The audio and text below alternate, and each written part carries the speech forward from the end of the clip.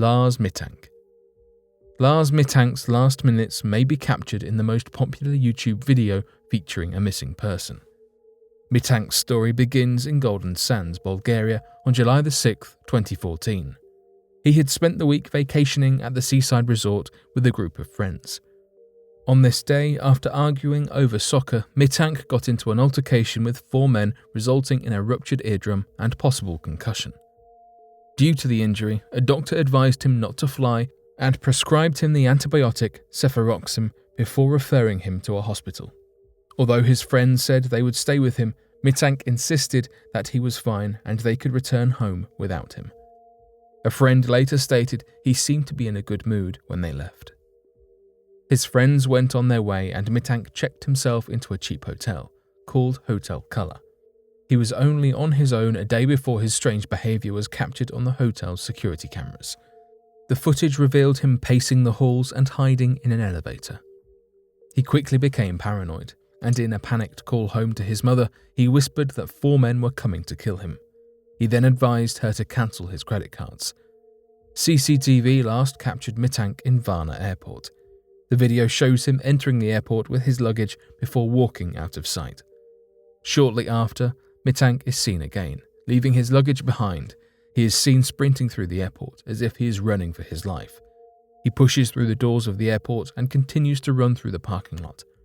The last shots of Mittank show him scaling a fence close to a wooded area. Airport doctor Kosta Kostkov later described Mittank as nervous and erratic. He claimed Mittank began to tremble when seeing a construction worker and was noted saying, "I don't want to die here, I have to get out of here."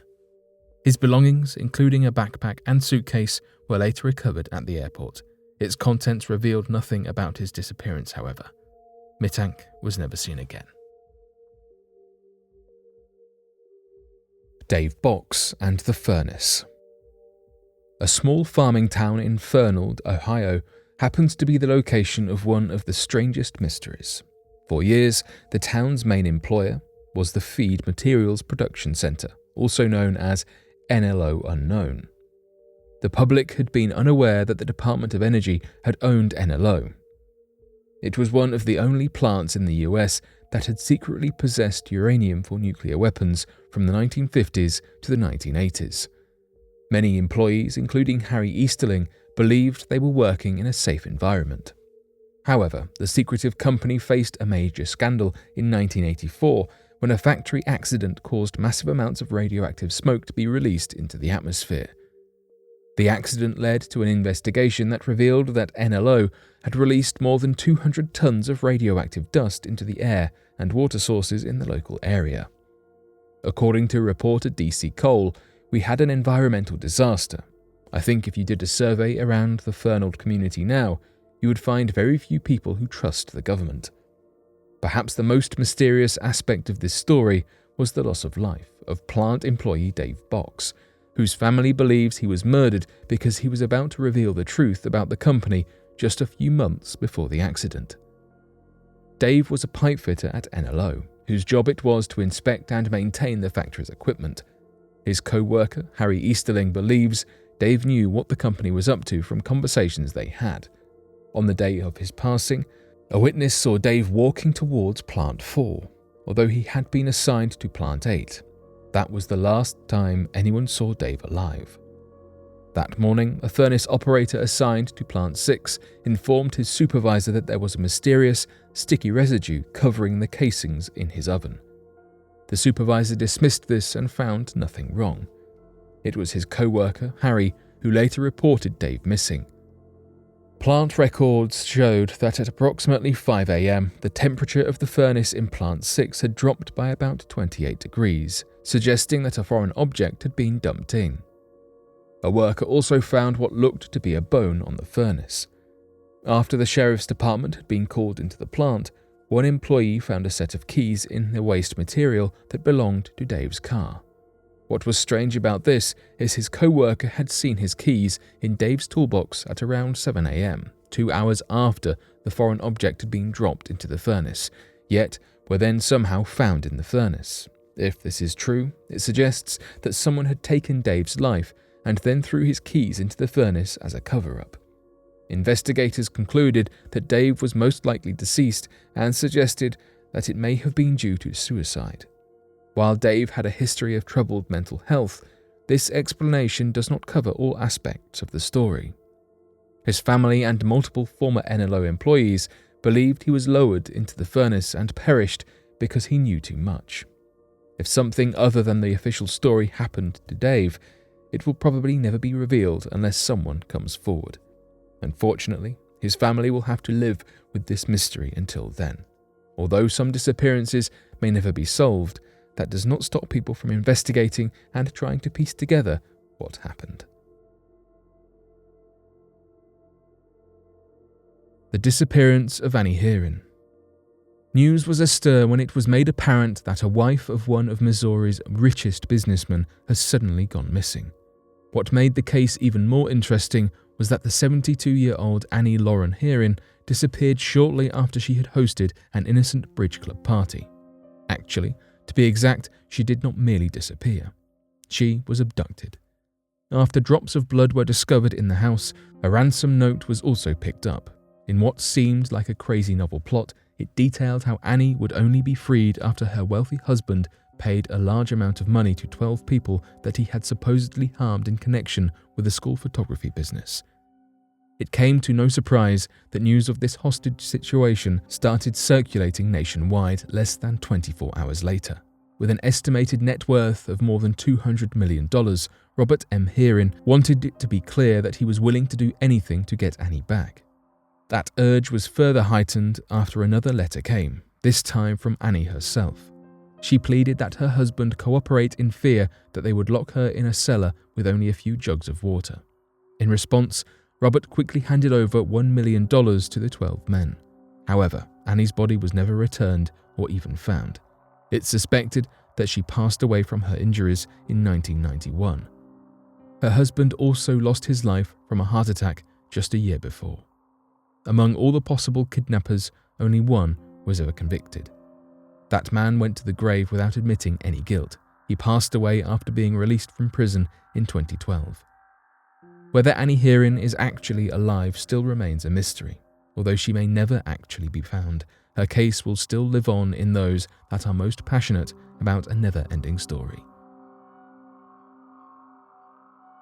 Molly Bish. Molly Bish disappeared in 2000 in Warren, Massachusetts at age 16. She worked as a lifeguard at Commons Pond, a woodland location. Maggie, her mother, dropped her off only to be contacted by the authorities 3 hours later when she was told the pond had no lifeguard present. Her mother found Molly's belongings by the shore, but no Molly. Authorities searched the woods but did not find her. There was no sign of foul play, but the police and her family believed she was taken. Maggie thinks a man she spotted in a white car by the lake might have been the culprit. He was allegedly seen at a nearby cemetery soon after Molly disappeared. A website and email chain were created to get the word of her vanishing out to the world. Sketch artist Jeanne Boylan was commissioned to draw the prospective kidnapper in 2001. However, the sketch provided no leads, and neither the man nor Molly have ever been seen again. Molly's parents promote child safety in the hopes of stopping other parents from suffering as they have.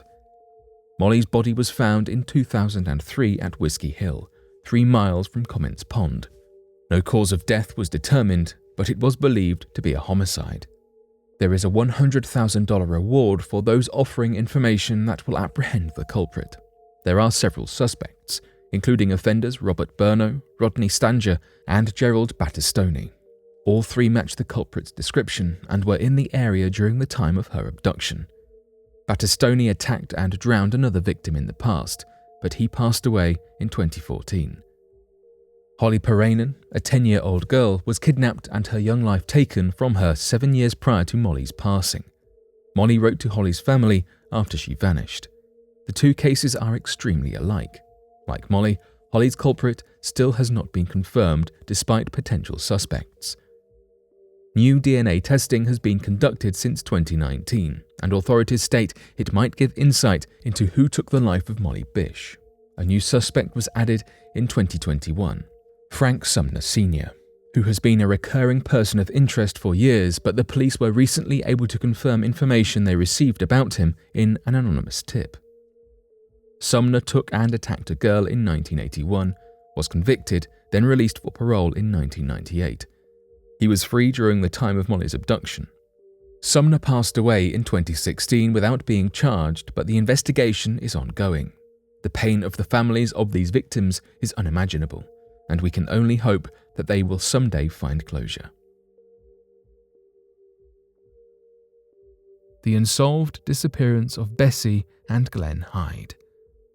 On November 18, 1928, Bessie and Glenn Hyde set out for their extended honeymoon, where they planned to float down the rapids of the Colorado and Green Rivers for a few weeks. They said goodbye to Ellsworth and Emery Kolb, two brothers that were also spending time in the area. The couple departed on their boat to begin their exciting adventure, but they were never seen again. It has been nearly 100 years since the Hydes embarked on their honeymoon and mysteriously vanished. Colorado River guides still tell ghost stories about the couple's disappearance when sitting around campfires, because no one knows what happened to them. Although they were on an adventure honeymoon, it didn't take long for their family to notice that something was wrong, and then soon contacted the authorities. Glenn's father launched a search on December 6th. They were not even considered overdue at their final destination in Needles, California, but his father somehow knew that something was wrong. On December 19th, their flat-bottomed boat was abandoned and discovered floating in the river by a search plane. It was discovered about 3 weeks after their initial disappearance and was located around river mile marker 226. The boat was in perfect working order, with no signs of destruction or overturning. There were also no clues signalling what could have happened to the couple. Interestingly enough, the Hyde's gear and supplies were still found aboard the boat, securely strapped in and undisturbed. Authorities even found a camera on board with their last picture taken around River Mile 165 around November 27th. Search teams and investigators had trouble with this case because there were no signs of disturbance, technical difficulties, violence, or tracks leading away from the river. It was as if the couple simply vanished into thin air. Bessie did make a note in her journal, though, that they cleared River Mile 231, leading many to believe that they had at least made it past Mile 226, Diamond Creek, where they set up camp for a night. Additionally, Glenn was an experienced boatsman, having spent years operating and handling river rafts before their trip. He was considered an expert boat builder and managed their raft entirely on his own. He spent much of his life aboard rafts on the Snake and Salmon Rivers in Idaho. Although he was not a professional captain or entirely familiar with the surrounding area, he was not an amateur at risk of making simple yet fatal mistakes. The leading theory for their disappearance was that their journal was self-sabotage because the couple felt massive amounts of pressure from their friends and family. They intended to set a record for the speed and duration of their boat trip through the Grand Canyon. Plus, Bessie would become the first woman to boat the entire way through successfully. This pressure to do well and succeed could have caused them to either make mistakes or purposefully fail themselves. However, authorities found no evidence on the boat or surrounding areas to support and prove this theory. One historian believes that they were most likely swept overboard when their boat hit one of the many submerged rocks in the rapids that lie near Mile 232. The granite rocks often capsize and damage ships, causing many accidents every year. The Hyde's boat, however, shows no sign of distress or damage from stones. In 1971, an older woman was sitting with a group of rafters in the Grand Canyon and announced she was the long-lost Bessie Hyde, having escaped the canyon after taking the life of her abusive husband, Glenn. After authorities contacted her, though, she recanted the statement and denied ever having said it. Famed river rafter Georgie Clark was speculated to be Bessie after she passed away in 1992, and authorities found some documents like Bessie and Glenn's marriage certificate in her possession. There were even skeletal remains discovered in 1976 that people assumed were Glenn's. However, it was proven by the University of Arizona to be a different man. There have been strange stories and theories surrounding the couple ever since they first vanished in the late 1920s. Their story has inspired many writers and artists, spawning novels, a musical, and even an episode on Unsolved Mysteries. To this day, no one knows what happened to the Hydes, and we most likely never will. David Michael Brgh disappearance. Another unexplained disappearance is that of David Michael Brgh. Brgh was last seen in 2007 after purchasing a red 1987 Toyota Tercel that he planned to use to visit his daughters in Georgia. He was seen at a Jet Pep gas station in Battleground, Alabama, and has not been seen since that fateful June day. About 2 months after his disappearance, his new Toyota was found in Bankhead Forest off Road B15 in Winston County. While the car was empty of gas and was missing a battery, there was no blood at the scene and no clues of a struggle. All of Brgh's family, from his mother and sister to his 6 children, said that he would never have disappeared by choice. They believe he may have been met with foul play, as he had enemies that would have wanted to harm him. Unfortunately, to this day, 15 years after his disappearance, authorities have not been able to crack the mystery, and the case has gone cold. The family has been left without answers to this mystery of what happened to Brgh. Disappearance of Revel Balmain. Revel Balmain met a similar fate, although her remains have not been found. Last seen in 1994, Revel was a 22-year-old professional dancer and model. She led a double life, however, that she kept hidden from her closest friends and family. Revel was also a casual escort, but according to some reports, Revel had started doing this in order to save money for a trip to Japan that would further her professional dancing career. The last person believed to see Revel alive was Gavin Seymour. He claims that he had won $150 at a casino that night, which he decided to spend on a woman. When he called the agency that Revel worked for, he gave a fake name. Thankfully, the agent did its due diligence at that point and noticed that the name Gavin gave was not the name his phone was registered to. When they called him back and told him what they found, he conceded and gave his real name. Gavin Seymour claimed to have had a girlfriend at the time, which may have been his reason for giving a fake name. Seymour claims after their appointment, he drove Revel to the Red Tomato Inn and left her there. There are no witnesses to corroborate this.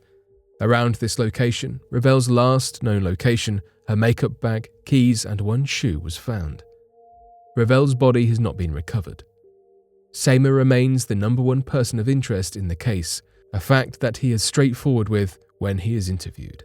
Seymour spent about 15 years living in Tasmania as a recluse, until 2018 when he pleaded guilty to old theft charges.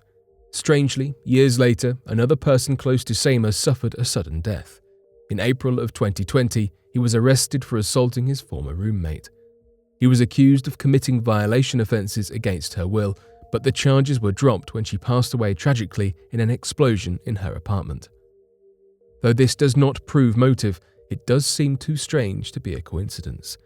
In May of 2021, the family announced a $1 million reward for anyone with information that would lead to the discovery of Revel's remains.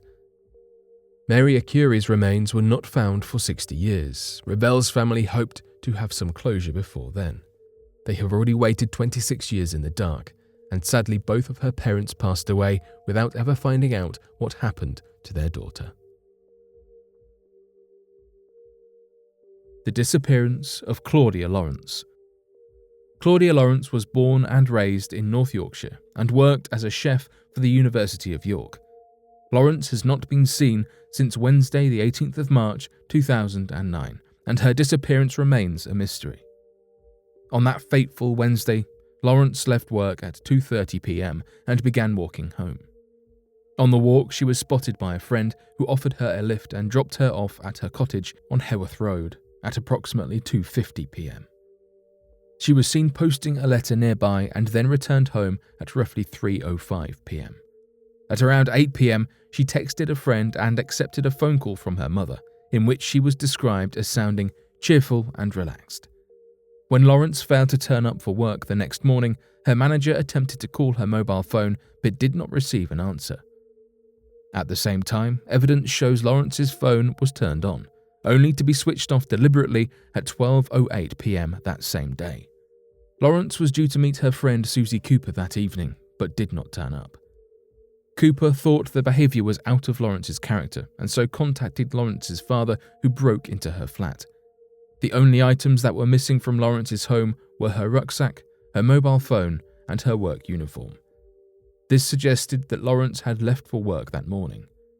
The group decided to contact the police and a missing persons investigation began. An appeal was released for any further information on Lawrence's last sightings and led to 2 reported potential sightings of Lawrence. The first report came from a cyclist who saw a woman who resembled Lawrence with a man at 5:35 a.m. on the 19th at Melrose Gate, on Lawrence's commute to work. The second sighting was 30 minutes after this, when a commuter noticed a couple who looked like they were arguing outside the University of York, Lawrence's place of work. Additionally, police covered CCTV footage of a suspicious-looking man at the back of Lawrence's house on the evening of the 18th and the early morning of the 19th. The man in the CCTV footage was described as wearing a black hoodie, just as the males in the reported sightings had been. Just 5 weeks into the investigation, police formally classified the case as a suspected murder. Despite over 1,000 statements and searches taking place in the investigation, this male figure has never been unmasked. In 2013, the North Yorkshire Police set up a new unit specifically to look into kidnaps and stalled cases. Lawrence's case fell into the latter category. Using new and advanced techniques, the police were able to find additional fingerprints and a man's DNA on a cigarette end in Lawrence's car. The new discovery led to the arrests of 6 men. However, none were charged. With no conclusion to the case, the 2 main theories of what happened to Lawrence are that she absconded from the UK or she was abducted and killed. The first theory, that Lawrence absconded, is based on the knowledge that Lawrence had visited Cyprus on 5 occasions before her disappearance. The last text message on her phone had come from a male friend in Cyprus. This had led some to conclude that Lawrence chose to disappear of her own accord to the Mediterranean island. However, when the police extended the search for Lawrence to Cyprus, no further information of her whereabouts was revealed. The second and dominant theory is that Lawrence was abducted and killed. On a Crime Watch program focused on her disappearance, Detective Superintendent Ray Galloway revealed that some of Lawrence's relationships had an element of complexity and mystery to them that were not known to her family or friends. Stories began to spread that Lawrence had pursued relationships with married men. Despite her family and friends publicly refuting the claims, some began to suspect that Lawrence had fallen victim to foul play from one of her scorned lovers. This is supported by the fact that police interviewed every male regular of one York pub as to whether they had a romantic relationship with Lawrence. Others argue that it was convicted woman killer Christopher Halliwell who is responsible for Lawrence's abduction. Halliwell abducted and killed his second known victim exactly 2 years after Lawrence's disappearance. Psychological research has shown that killers are triggered often by dates, so Lawrence's disappearance would fit into his offending pattern, and there is one reported sighting of Lawrence and Halliwell together. Lawrence's own mother believes Halliwell is responsible for her daughter's disappearance. She has publicly criticised the police for not spending more money and time investigating whether Halliwell was responsible for the crime. Over 10 years later, what happened to Lawrence remains unanswered. Janine Vaughn disappearance. Another story that families are hoping will be brought back into the spotlight is the story of Janine Vaughn. Janine was last seen on December 7, 2001 at 4 a.m, where CCTV footage shows her on Keppel Street, Bathurst. The security footage shows her getting into the front passenger seat of a bright red 4-door medium-sized sedan. Police interviewed over 1,000 people in the investigation of Janine's disappearance until 2003, when she was presumed deceased. Among those investigated for her disappearance was a local policeman, Brad Hoseman. The Police Integrity Commission did not release their findings for some time. However, Brad was forced to leave the force with no retirement benefits. Around the time of Janine's disappearance, Brad told the police that he was staying with his mother near Newcastle. However, he changed his story when he was investigated by the Police Integrity Commission, admitting that he had been in Bathurst. In 2009, the coroner who had taken the case recreated what was last known of Janine's movements on the day she went missing. He walked along the street, dimming the streetlights to make the recreation as real as possible. During this time, Brad Hoseman was brought up once again. Friends of Vaughn had claimed that Hoseman would often walk by the shop where she worked and wave to her while she was inside. According to her friends, she had expressed concerns about Hoseman's actions seeming a little like stalking, but nothing was taken too seriously and no paperwork was ever filed in the matter. Vaughn's former boyfriend of 5 years recalled that she did complain about notes, flowers, and even lingerie being left on her car while she was at work. Is it a coincidence that Hoseman knew where she worked and purposely walked by to wave to her often? Did he have any reason to be walking by and seeking her out in the window? Was it because he was on his way to her car to leave small tokens and gifts? We can only speculate, as no one has come forward with information about the matter. We can only hope that technology and science progresses in such a way that allows us to find out what happened to these women after so many years. The people who may have information on any of these cases are aging, and their memories are as well. We can only hope for their families that someone can give them peace sooner rather than later. Bruce Pike disappearance. Bruce Pike disappeared in Yellowstone National Park on August 2nd, 2006. The disappearance of Bruce Pike is perhaps the most mysterious disappearance. Very little is known of Pike, with seldom information released to the public regarding who he was and how he went missing. Yellowstone is one of the most famous and most frequently visited national parks in the continental United States. It receives an estimated 4 million visitors annually, and that number only seems to increase with every passing year. Every single day, there is likely to be about 11,000 people in the park at any given time. Holding its spot at number 1, it is the world's first national park and a UNESCO World Heritage Site. With the enormous landscape stretching over 2 million acres, it is common for tourists to find themselves lost or to wander off their original path. However, these people are almost always found within a few days or even hours, as the park is so heavily trafficked. Only 3 people have ever been lost to be never found in Yellowstone National Park. Bruce Pike just happened to be one of them. What we know was Pike was last seen at the Indian Creek campground on August 2nd, 2006. His car was found to be abandoned nearby. His story was not covered by the media, and there is no public record of any family members asking for help to find him. Despite the seeming lack of interest, mysteriously enough, the Texas authorities are participating in an ongoing investigation of his disappearance. He has never been seen or heard of since. The disappearance of Jeremy Bright. On August 14th, 1986, 14-year-old Jeremy Bright attended the Coos County Fair in Myrtle Point, Oregon, with his 10-year-old sister. At 2 p.m., Bright and his sister decided to split up to explore the fair on their own, with a plan to meet back together near the Ferris wheel at 5 p.m. Jeremy never showed.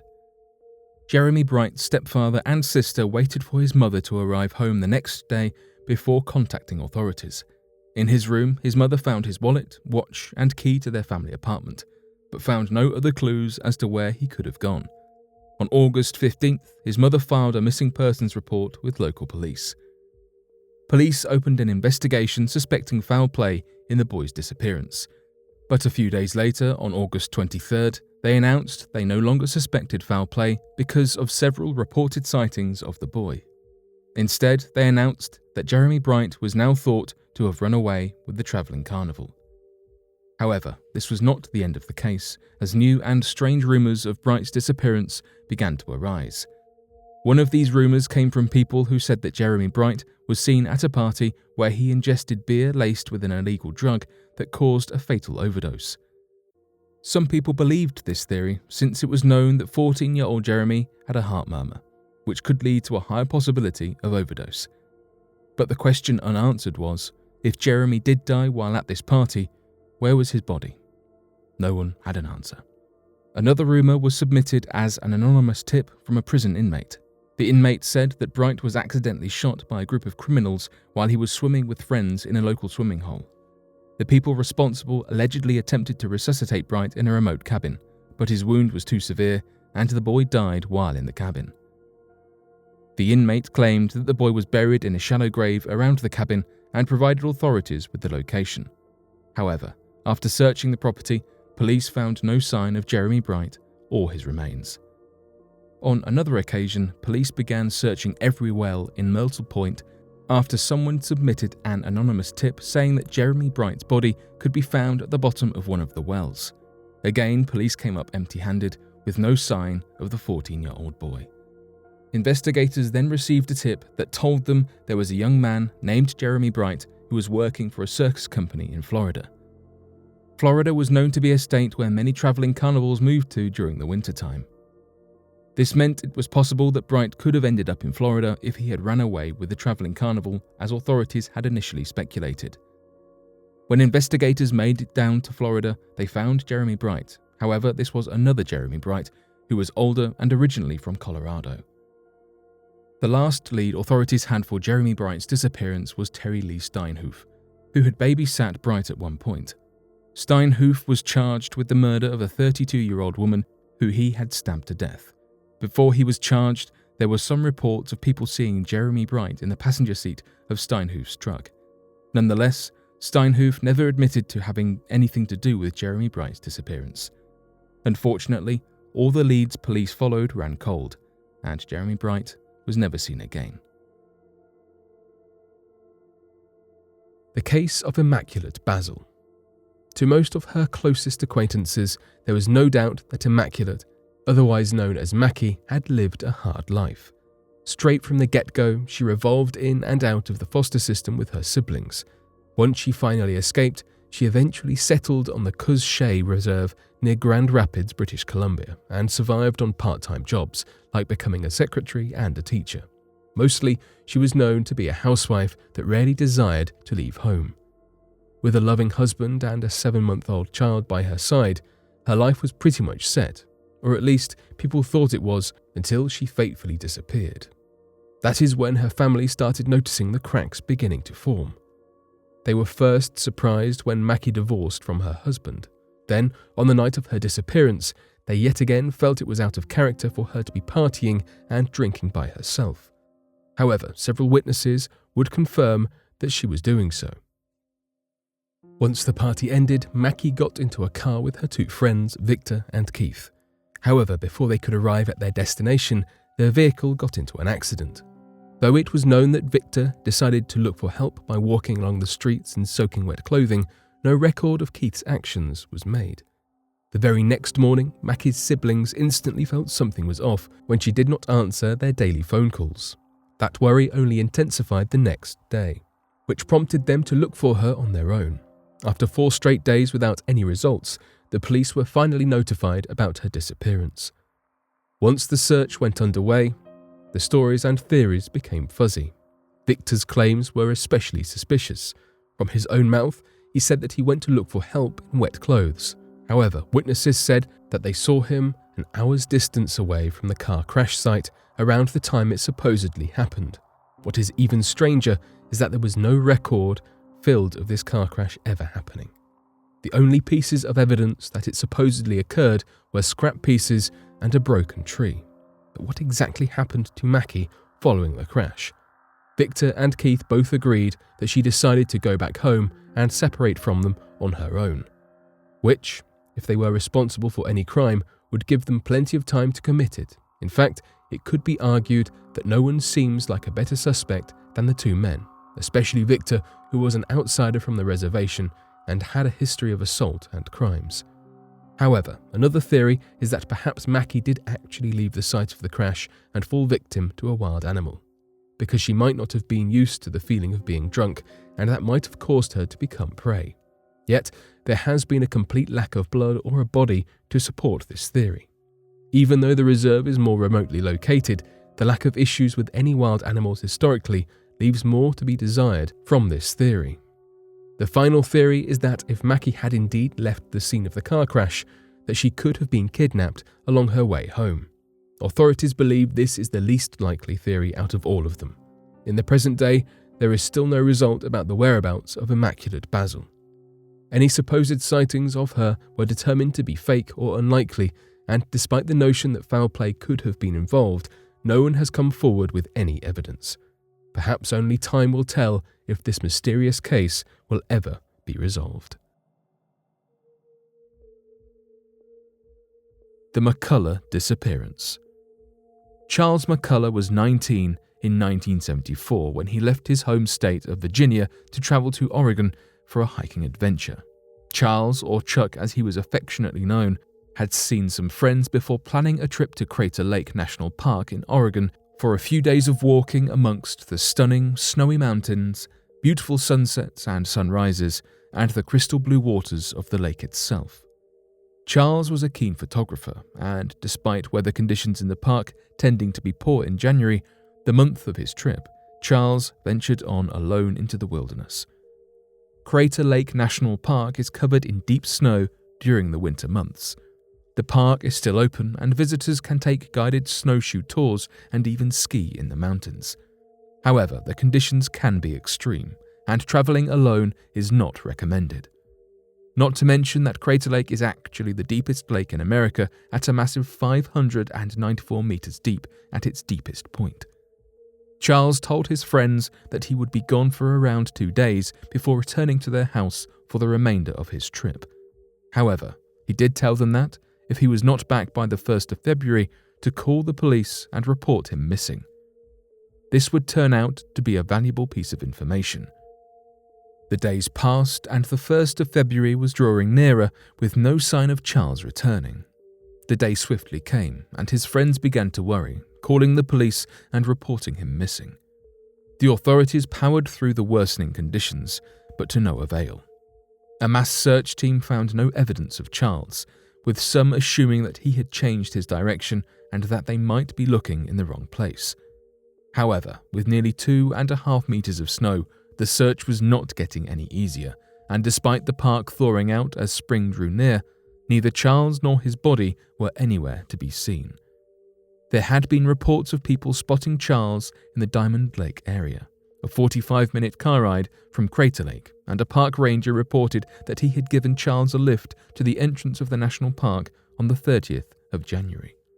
What had happened after he dropped Charles off, however, the ranger did not know. Nearly a year-long search showed nothing, until in 1976, 2 friends from Texas stumbled across chilling human remains after taking a wrong turn on their hike. The remains were confirmed to be those of Charles, but they were scattered strangely, with a lot of the bones still inside Charles's clothes. The weirdest thing, however, was that the remains were found 12 miles from where the park ranger had dropped Charles off on the 30th of January. How had he travelled so far in such awful conditions? The skull that was recovered showed no blunt trauma, and investigators concluded that Charles had frozen to death after removing his clothes in what scientists call paradoxical undressing, feeling hot when you are freezing cold. Charles's family did not accept the explanation and were sure that foul play had occurred somewhere along the line. After all, why were the remains in such a secluded place? Charles's brother wrote in 2016, "If only those broken off shin bones could have talked to us, what do you think they'd say?" George Panker. Yosemite National Park is famous for its amazing waterfalls, deep valleys, and ancient sycamore trees. Located in the Sierra Nevada mountains in central California, the park draws 4 million visitors every single year. On Friday, June the 17th, 2011, 80 people from a church in Hawthorne, California were visiting the park. 20 of them, including 30-year-old George Panker, decided to make the hike to Upper Yosemite Falls. The hike to Upper Yosemite Falls offers fantastic views on its way to the view of the tallest waterfall in the United States. The trail is somewhat strenuous, with a steep fall to one side. Although the trail is not the easiest, it is said the payoff at the top is worth it. Once at the top, the group disbanded to allow everyone a chance to explore and return to the trailhead at their leisure. Panker's friends assume he had taken the trail back down alone and therefore did not report him missing until 9 p.m. Panker was last seen wearing grey sweatpants with white stripes, a black t-shirt that says D&B, along with a blue cloth bag. Searches for Panker started almost immediately, with full-fledged searches beginning the following morning. In all, 105 people, a helicopter, and 6 dogs were all involved in the search. Fellow churchgoers stated that Panker was in good spirits on the whole trail and seemed to make the hike without much trouble, though no one could pinpoint where they saw him last. The National Park Service website states the following about the trails. Do not stray off of the maintained path, as you will find steep drops adjacent to the trail. The upper half of the trail is steep and rocky, but the arduous climb is well worth the amazing views you will be rewarded with at the top. It is easy to believe Panker found himself off the trail, resulting in a quick fall to his assumed death. Due to the dangerous conditions and the lack of any evidence tied to Panker, searches were scaled back for the safety of those searching. Sadly, in all the years searching for Panker, not a shred of evidence has turned up, not a piece of clothing, nor his blue bag. It is still widely believed Panker perished just off the trail, again proving that although beautiful, national parks can turn into death traps if you are not careful. The mysterious disappearance of John Devine in the Olympic National Park. John Devine was a 73-year-old hiker who went missing on September 7, 1997, from the Olympic National Park in Washington. He was an experienced hiker and climber who headed into the park the day before going camping. He planned to ascend Mount Baldy in the Olympic National Forest, nearly a 6,796-foot-high mountain, via the Maynard Burn Trail. This trail is very rugged and challenging to traverse, so an accident likely occurred and Devine was somehow injured. It was only supposed to be a day hike, so when he did not show up the following day, his entire family grew worried and called the authorities. He was subsequently declared missing and has never been found. Devine lived in Sequim, Washington, and although he was legally blind in one eye, he was in peak physical shape. He was an avid hiker and had gone on many solo adventures in the Olympics before his trip. His friend last saw him on September 7th, the Saturday of his hike. He had been hiking in the afternoon along the Grey World Ridge, which is on the northern side of the national park. He had been camping with a friend just outside the park's limits in the Buckhorn Wilderness area. Devine had no gear or food with him other than a few snacks like granola bars. Although authorities conducted a search and rescue immediately, it was cut short due to a fatal helicopter crash. Shortly after taking off the mountain, a Bell 205A1 rescue helicopter crashed at the 5,000-foot level of Mount Baldy, about 20 miles south of Port Angeles. The crash ended up taking the lives of 3 people: Kevin Johnston, 35, the pilot, and a seasoned flight instructor, Rita McMahon, 52, a volunteer who trained search dogs, and Taryn Hoover, 31, a seasonal park employee. Another 5 people were also injured in the crash. The helicopter crash was caused by the deteriorating weather conditions as it started to get cold and snowy once the search began. The mountainside was too rugged and dense for volunteers to search through properly, so investigators quickly brought the teams back in before it got too dark and dangerous for them to be out on the mountain. The sergeants from the sheriff's office, who was in charge of coordinating the search team, explained to reporters and volunteers that if Devine had indeed been hiking in that area, then they would have already discovered him by now. If he had been unfortunately injured during a fall, it was improbable that he would have survived until that point in time. The search for John Devine was called off on September 13th, less than a week after it began, much to the disappointment of his family. The The leading theory is that he was ill-prepared for his hike and suffered a severe injury that caused him to lose his life. No matter the level of experience, hikers should always take nature seriously and prepare themselves for any situation. When coupled with the cold weather, it would have been difficult for Devine to survive an accident.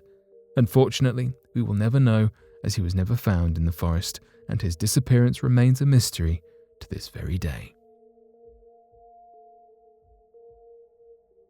The Carroll A. Deering. The Carroll A. Deering was built in Maine in 1919. It was the last ship to be ever made by G.G. Deering Company, and it was designed to carry large amounts of coal. On August 22, 1920, the ship set sail to Rio de Janeiro with Captain William H. Merritt, his son Sewell, and a 10-man crew. A few days into the trip, Captain Merritt became very ill. They made a stop in Lewes, Delaware, so the captain and his son could get off, and they were replaced with Captain Willis B. Wormel and Charles McClellan. They made their way to Brazil and delivered the coal without any problems. While in Brazil, Captain Wormel visited another captain and told him he didn't trust the crew on the Deering. He had many concerns with them, and he only trusted the engineer, Herbert Bates. When the ship reached Barbados, Captain Wormel spoke with yet another captain about how troubling his crew had been, especially McClellan, who treated the rest of the crew badly. The captain he spoke with, along with two others, heard McClellan say that he would get Captain Wormel before they made it to Norfolk. While sailing through a storm off Cape Fear, the ship lost its anchors and chains. On January 29, 1921, the Deering came to the Cape Lookout lightship and tried to radio for help, but the radio at the lightship was out. Thomas Jacobson, the lightship's keeper, said someone tried using a megaphone since the radio was out, but the man had broken speech and didn't seem to act like an officer. He also said the crew was going around on the quarterdeck, where crewmen usually weren't allowed to be, and they also seemed confused. 2 days later, C.P. Brady spotted the Deering from the Cape Hatteras Coast Guard station. The ship was stuck with its sails still set on the edge of Diamond Shoals. Due to bad weather, rescue ships couldn't get near it until February 4th. By the time the rescue crew got to the ship, it was taking on water and had been abandoned. Strangely, almost everything inside the Deering was damaged, but it didn't seem to have happened completely by accident. It appeared that the binnacle box had been forced open and broken with a sledgehammer found nearby. The ship was missing various things such as navigation equipment, life rafts, and the crew's personal items. They also found food left on the stove, leading them to believe they were preparing food at the time the ship was abandoned. The Deering was damaged beyond repair and was destroyed. The government launched an investigation to find out what happened, but no official conclusion could be made. The ship had been sailing away from any bad weather, and there was no evidence of piracy.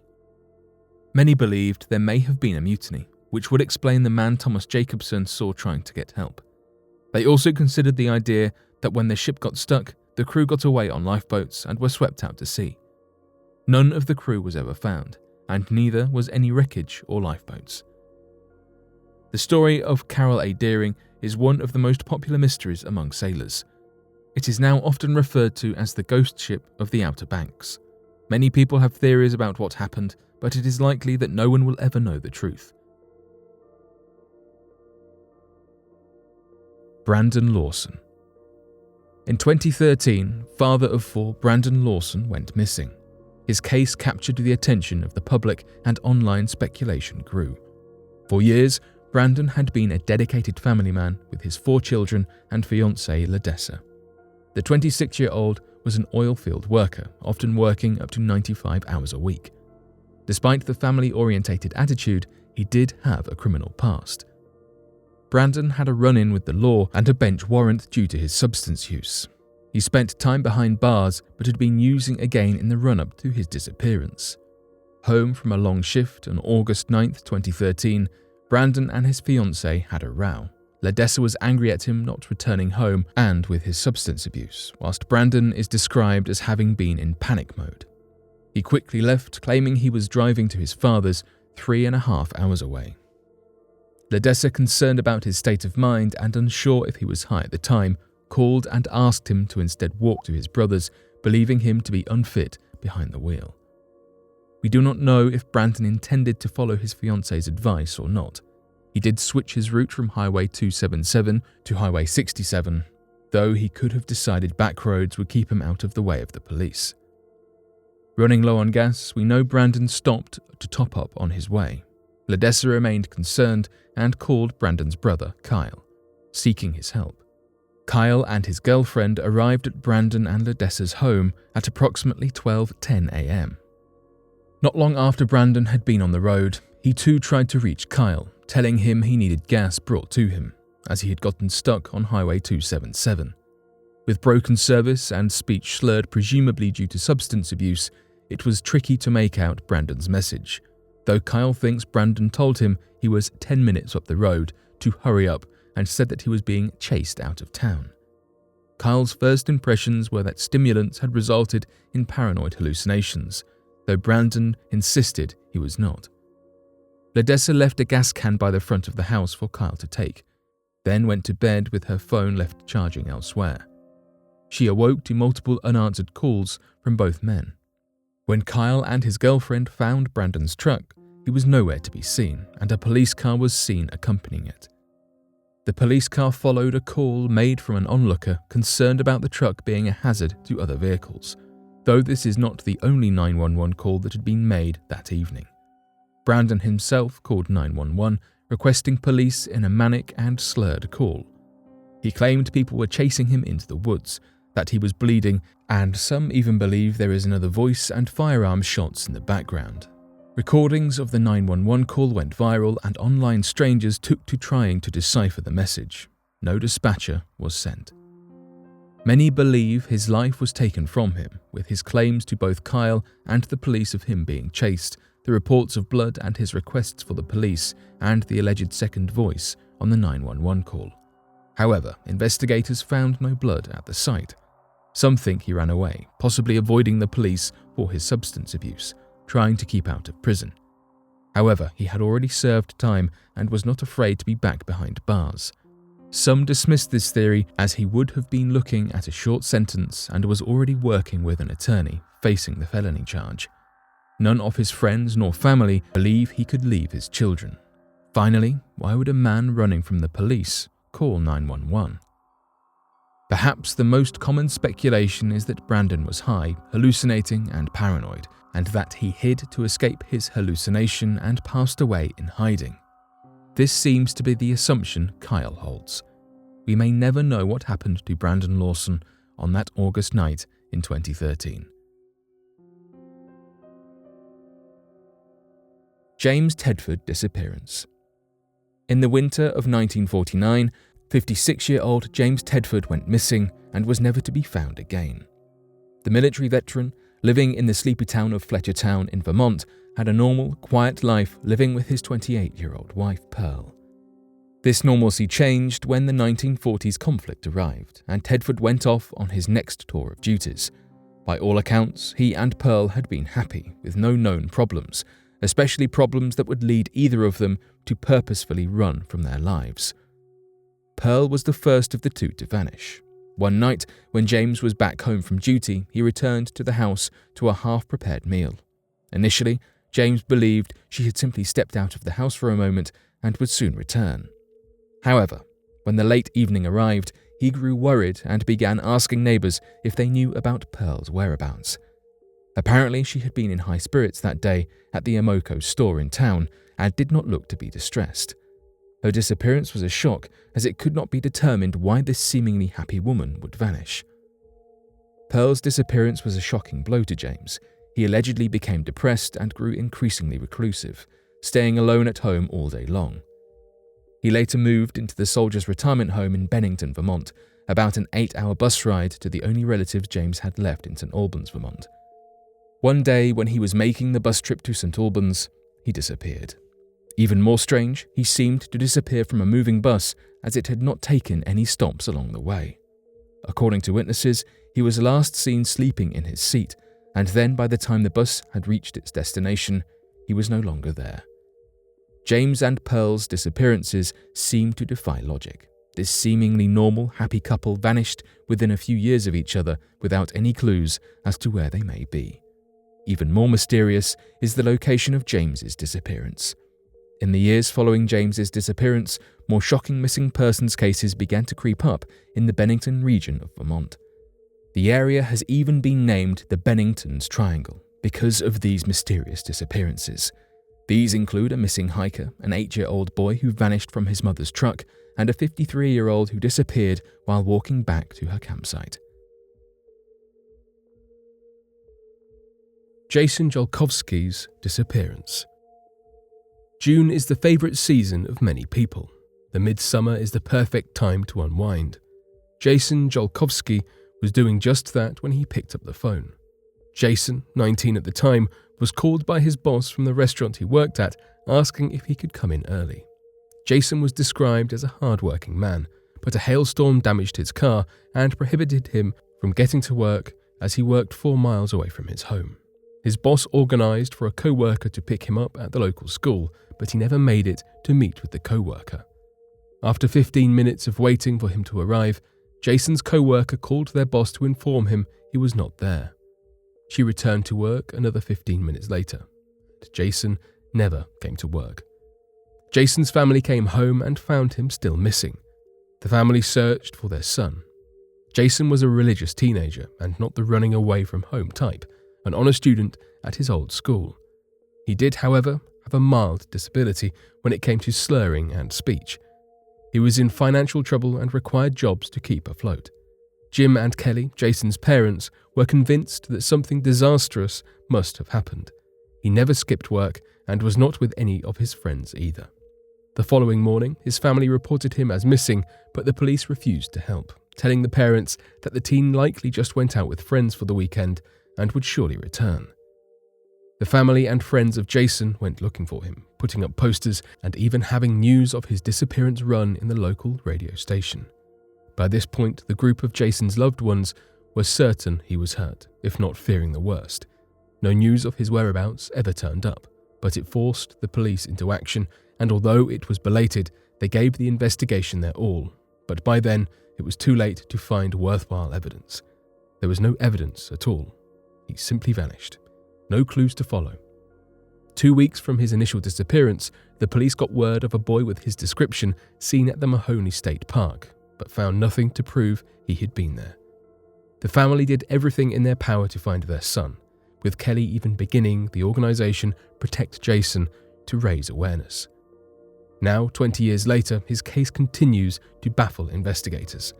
Jason lacked funds to leave and begin a new life, nor was he the kind of man to do so. He also planned on working that day, and his car was being repaired. Since he went missing, his bank account and social security number have remained untouched. His family refused to believe the theory that he took his life due to his religious faith, and he was an upbeat individual who presented no sign of sorrow. They believe, to this day, that he was taken, and someone had ended his life. Little is known about what became of him, with no body ever found. John Brisker's disappearance. Sometimes even fame cannot protect you from the horrors of the world, as was the case with professional basketball player John Brgh. Brisker was an American NBA player playing for the University of Toledo and then moving on to the Pittsburgh Pipers, Pittsburgh Commodores, and Seattle Supersonics. Although a skilled player, he quickly gained a reputation as an explosive and volatile athlete. His teammates reported being frequently frightened by his aggressive, occasionally threatening demeanor, and his willingness to pick fights even during a professional game earned him the nickname the heavyweight champion of the ABA. In one game, he was ejected for fighting after only 2 minutes and attempted to charge back onto the court so many times that he was threatened with arrest unless he went to the locker rooms for the remainder of the game. He was an excellent player, but say something wrong to the guy and you had this feeling he would reach into his bag, take out a firearm and shoot you, remembered Charlie Williams, one of his teammates with the Pittsburgh Condors. It might seem difficult for such a blazing, fiery 6'5" personality to simply disappear without a trace, but that is exactly what happened to Brisker. In March of 1978, after he had been out of the NBA for 3 years and his career seemed to be winding down, he embarked on what appeared to be a business trip to Uganda.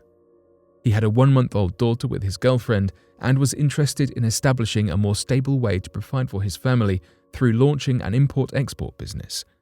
He called his girlfriend, who was still in Seattle, on April 11th, and that was the last anyone ever heard from the former NBA athlete. Authorities have virtually no information to go off, although Brisker's former teammates and fans have spawned many legends and rumours based on the belief that he might have become a mercenary that met a bad end or had got involved in the Ugandan coup. However, the truth is that nobody has any idea what really happened to him.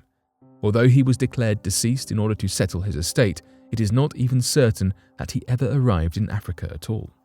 His communication during his absence was spotty and lacked any information that might have helped authorities in either country locate him, and a spokesperson for the FBI in Seattle has said that essentially we don't consider him deceased.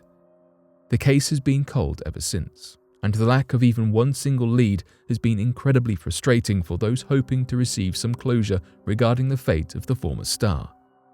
The mystery behind the disappearance has garnered a small following, and many individuals have spent countless hours attempting to track down Brgh, but it truly appears that he vanished without a trace, meaning that he either perished somewhere in Uganda or is alive and well somewhere in the world, but just does not want to be found. Alfred Al Worden, a prominent figure in the annals of space exploration, was a US astronaut best known for his integral role in the Apollo 15 mission. His impressive career, marked by numerous accolades and firsts, reflects the spirit of exploration and scientific discovery. Born in 1932 in Jackson, Michigan, Worden showed an early interest in aviation. After graduating from the US Military Academy at West Point, he joined the US Air Force, where he served as a pilot, ultimately amassing over 4,000 hours of flight time. He later earned master's degrees in astronautical and aeronautical engineering and instrumentation engineering from the University of Michigan, reflecting his commitment to education and his passion for space. Worden was selected for NASA's astronaut group in 1966 during the height of the Apollo program. His initial role involved supporting the Apollo 9 and Apollo 12 missions from the ground, gaining invaluable experience before his assignment as the command module pilot for Apollo 15 in 1971. Apollo 15 was NASA's fourth manned mission to land on the Moon, but unlike the previous missions, it focused more on scientific exploration. Throughout history, the notion that humans were created by advanced beings has served as a source of inspiration for numerous authors and researchers. Despite being considered as far-fetched by mainstream science, a wealth of compelling evidence has been discovered worldwide by researchers to support this theory. Those who believe in this research have said that there's a significant link between the development of civilizations and advanced entities, and that this is evident in the historical accounts preserved in ancient manuscripts and clay tablets that have endured for millennia. During an interview with Good Morning Britain, Al Worden shared intriguing thoughts on the existence of advanced life. In addition to his space exploration endeavours, Worden expressed a belief in the theory that humans have ancestral connections to ancient advanced beings. During a 2017 appearance on the British television programme Good Morning Britain, he delivered a surprising response to a question about the justification for spending significant funds on space exploration in the midst of numerous challenges plaguing our planet. Specifically, he was queried about his belief in the existence of advanced life. His unexpected answer likely caught the attention of everyone watching the interview. The ex-Apollo 15 astronaut stated that aliens not only exist, but they also visited Earth in ancient times and played a role in the creation of our civilization. To find evidence supporting this claim, one simply needs to examine ancient Sumerian literature. Based on his statements, he held strong faith in the ancient texts of Sumerian civilization. These scriptures depict a time when humans and deities coexisted, with humans serving as the subjects of the gods, and each Sumerian city having its own divine protector. The oldest known account of a Sumerian creation myth was discovered on a tablet unearthed in Nippur, an ancient Mesopotamian city, in 1893. Based on ancient cuneiform tablets, it is believed that Earth was initially governed by deities who resembled humans. These divine beings, upon their arrival on Earth, transformed the planet into a hospitable environment through agricultural cultivation and mining of valuable resources. Moreover, the tablets make reference to a conflict that arose between the gods and their working class. Al Warden said the following: "We are the aliens, but we just think they are somebody else.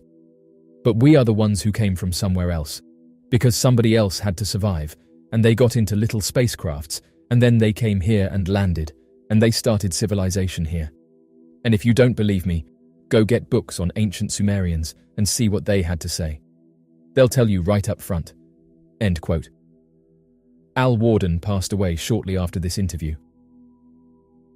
The ancient Sumerians were not only pioneers in fields such as writing, agriculture, and law, but also held intricate beliefs about the origins of humanity. These beliefs, documented in various myths and religious texts, provide fascinating insights into Sumerian cosmology and their understanding of the world. Sumerian mythology paints a rich and vivid picture of the cosmos. At the beginning, they believed, there existed only the primeval sea, which gave birth to heaven and earth. These cosmic entities in turn bore several deities, forming the Sumerian pantheon. Among these were the Anunnaki, a group of deities who were the primary figures in Sumerian cosmology and were instrumental in the creation of humanity. One of the most crucial texts describing human origins is the myth of Enki and Ninmah. According to this narrative, the gods, burdened by the toil of shaping the earth, implored Enki, the god of wisdom and water, to devise a solution. In response, Enki and the birth goddess Ninmah created humans from clay. These beings were intended to bear the labor of the gods, allowing the divine beings to live in leisure. In these stories, the Sumerians depicted humans as being inherently linked to the divine, yet subordinate to it. We were created from the same earth that the gods had shaped, and our primary function was to serve the divine. The Sumerians believed their cities were owned by gods, and that their kingship descended from heaven, reinforcing this notion of serving the divine. Another Sumerian text, the Eridu Genesis, presents a similar narrative, highlighting the Sumerians' view of a direct relationship between gods and humans. However, it also introduces the concept of a catastrophic flood sent by the gods, where only a few selected individuals are saved, a motif that would recur in later Mesopotamian and Abrahamic traditions. It is important to note that Sumerian myths offer different versions and names regarding the creation of humans, reflecting the city-state-based nature of Sumerian civilization, where local deities and myths held sway. Yet, the common thread running through these narratives is the depiction of humanity's creation as a divine act, and humans as beings intended to serve the gods.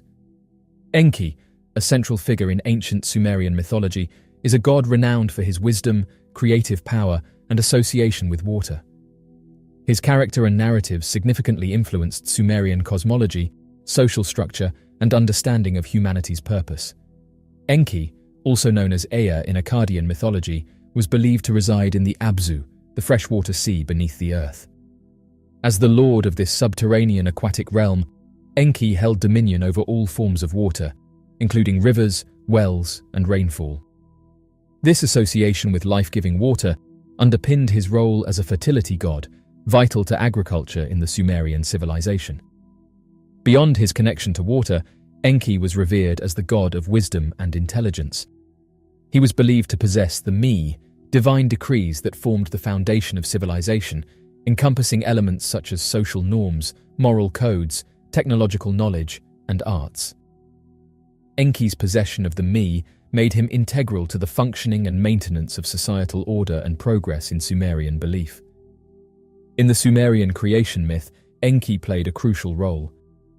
As mentioned in the myth Enki and Ninmah, the gods, burdened by the labor of crafting the world, appealed to Enki for a solution. Despite popular belief, the final frontier not only encompasses space, but also vast expanses of uncharted territory in our oceans. The National Oceanic and Atmospheric Administration reveals that our exploration efforts have barely scratched the surface, with less than 5% of the ocean explored to date. Remarkable discoveries made by underwater archaeologists annually contribute to our understanding of history, serving as a reminder that there is still a great deal awaiting discovery. The Ocean X diving team is well acquainted with enigmatic findings, and one of their extensively documented discoveries involves an intriguing object resting on the Baltic Sea floor. Referred to as the Baltic Sea anomaly, this underwater structure gained widespread attention due to its peculiar appearance. Notably resembling a disc-shaped aircraft, speculation within online communities arose, suggesting the possibility of an advanced aerial vehicle being unearthed by the diving team. With a diameter of 60 meters, the Baltic Sea anomaly resides in the depths of the northern Baltic Sea. This remarkable find was made by Peter Lindbergh, Dennis Asberg, and their renowned Swedish diving team in June 2011. Interestingly, the group has recently returned to the site and said that they have an update, noting that more strange activity happened while they were directly above the object. The research team stumbled upon a fascinating discovery while on their expedition to locate an ancient shipwreck. While passing over the object, they detected an intriguing reading that piqued their curiosity. According to Ocean X, this enigmatic anomaly measures approximately 3 to 4 meters in thickness and has a diameter of around 60 meters. Notably, the object rests on a sturdy pillar-like structure, towering at about 8 meters in height, located between 85 and 90 meters below the surface. Despite the seemingly shallow depth, the visibility in the area is extremely poor, making it challenging for the team to observe their surroundings. Curiously, during their initial encounter, the team encountered equipment malfunctions, which inexplicably ceased upon passing the object. Initially attributing it to chance, the team retraced their steps, only to face the same issue with their equipment again. This has prompted the team to hypothesize that the object emits some form of electromagnetic field. They have conducted multiple tests, consistently experiencing equipment failure whenever they approach the anomaly. According to skilled diver Stefan Hogeborn, he experienced a peculiar phenomenon while diving. He mentioned that any electronic devices, including a satellite phone, ceased to function when they were near the object. However, once they distanced themselves approximately 200 meters from the object, the devices began working again. Surprisingly, the devices malfunctioned once more when they returned above the object. Those that looked into the object said that it was natural. However, the divers have contested this claim by pointing out that natural formations do not have the ability to deactivate electrical equipment or possess a disc-like shape. Dennis Asberg, alongside the diving team from Ocean X, has recently unveiled an unprecedented photograph of the anomaly. According to Dennis, this image has never been witnessed before. While he has chosen to withhold certain specifics, he has revealed his intention to delve further into the matter during a podcast hosted by himself and his son. The podcast, named Dennis World, will provide an opportunity for a more detailed discussion on the subject matter. He said that he's released a never-before-seen image of the Baltic Sea anomaly. The picture was taken in 2012, and Dennis said that if you look at the picture, you can see a triangle with a hole. It's hard to see, and therefore Dennis uploaded a picture with a red line, and you can see that the plate is covered with sediment as well, and below you see burnt organic material. The picture was taken on the side of the object. According to individuals who have observed the image, the longer you gaze at it, the more distinct features become apparent. They have noticed the presence of defined edges and openings that directly penetrate the structure, which was initially described during the team's initial exploration. One user remarked that it resembles debris from the ocean, with coral growth accumulated on its surface. This perpendicular perspective grants us a more comprehensive view of the object, allowing us to discern a solid entity hidden beneath the coral. Upon the initial identification of the item, the team had inquiries, prompting them to investigate it further. However, their investigation only raised additional queries. As the divers approached the abnormality, they noticed a seemingly dark staircase that extended into the object. Notably, samples were sent for analysis in an attempt to determine its composition. According to Steve Weiner's assessments, the object was determined to not be a natural geological formation, but rather constructed from metals not found in nature. The team from Ocean X mentioned that when they were exploring the depths of the ocean, they observed a colossal structure that appeared even larger due to the darkness. They compared its size to that of a passenger plane and noted the challenges they faced while navigating in such conditions. Interestingly, they noticed a trail behind the object, which was also confirmed by sonar images. This has led to speculations that the object might have crashed and skidded along the ocean floor. The divers discovered visible skid marks in that area. Additionally, the researchers noticed peculiar carvings on the surface of the object, which appeared unnatural. The wreckage is located approximately 90 meters deep, and the muddy waters make it extremely difficult to capture footage or photographs of the site. The team revisited the location once more, deploying a remotely operated vehicle during their investigation. However, when the remotely operated vehicle approached the anomaly at a distance of a few meters, the compass started malfunctioning unpredictably. What's noteworthy is that a similar occurrence took place during their initial encounter with the anomaly. Peter Lindbergh commented that due to extremely poor visibility and the uncontrollable compass, it was challenging to track the remotely operated vehicle's location accurately. The compass seemed to be functioning independently, and the tether frequently got entangled. Many knowledgeable individuals have shared accounts of an anomaly referred to as the equipment turning off phenomenon. According to these reports, when pilots and fishing vessels come across unidentified aircraft, they often experience a sudden and complete loss of power or energy in their electrical devices. Numerous incidents have been documented where unidentified objects have been associated with the sudden shutdown of various types of equipment, including planes, tractors, cars, buses, motorcycles, and even lawnmowers. Interestingly, the affected devices typically resume functioning once the unidentified craft departs. One testimonial originates from a fishing crew aboard a vessel. They recounted an incident where they observed an unidentified object in the sky, causing a complete shutdown of all their electronic devices, including the ship's radio transmission to shore. Approximately 15 minutes later, when the object had moved away, everything returned to normal, although the fishermen noted that their mobile phones were also drained of power. Surprisingly, similar accounts have been shared by fishermen worldwide, reporting encounters with peculiar objects near their fishing vessels at night, consistently resulting in disturbances to their equipment. Currently, limited research has been conducted on this phenomenon, with only eyewitnesses recounting these experiences. However, some pilots have come forward, attesting to the influence of these objects on their aircraft as well. A fisherman shared the following account of an unusual encounter they had while fishing near Jersey. It was late at night, around 10:30, when the fisherman and his son noticed a distant light. As they approached for a better look, they couldn't discern any details because the object was too far away. However, moments later, the light seemed to descend and land in the ocean, resembling a lantern. Approximately 5 minutes later, the son spotted the light again, but this time it was much closer and moving beneath the water's surface. They observed as it passed under their boat, causing their VHF radio to flicker through different channels. Notably, the boat's lights turned off and the engine stalled. In darkness, they watched as the eerie light traversed the length of the boat. Suddenly, the object ascended from the ocean, swiftly disappearing over the horizon within seconds. Miraculously, once it departed, all on-board equipment powered back on. Despite the vivid encounter, they are unable to determine the nature of what they witnessed. Reluctant to share the story due to potential skepticism, they initially mistook the light for a lantern due to its faint glow. However, upon closer proximity, the vibrant colors of the object made it difficult to focus on. Unfortunately, both their phones were drained of battery that night, preventing them from capturing any photographs. Regardless, they have not encountered the object again since that incident. Many who followed this story believe that the Baltic Sea anomaly couldn't be an unidentified submerged object.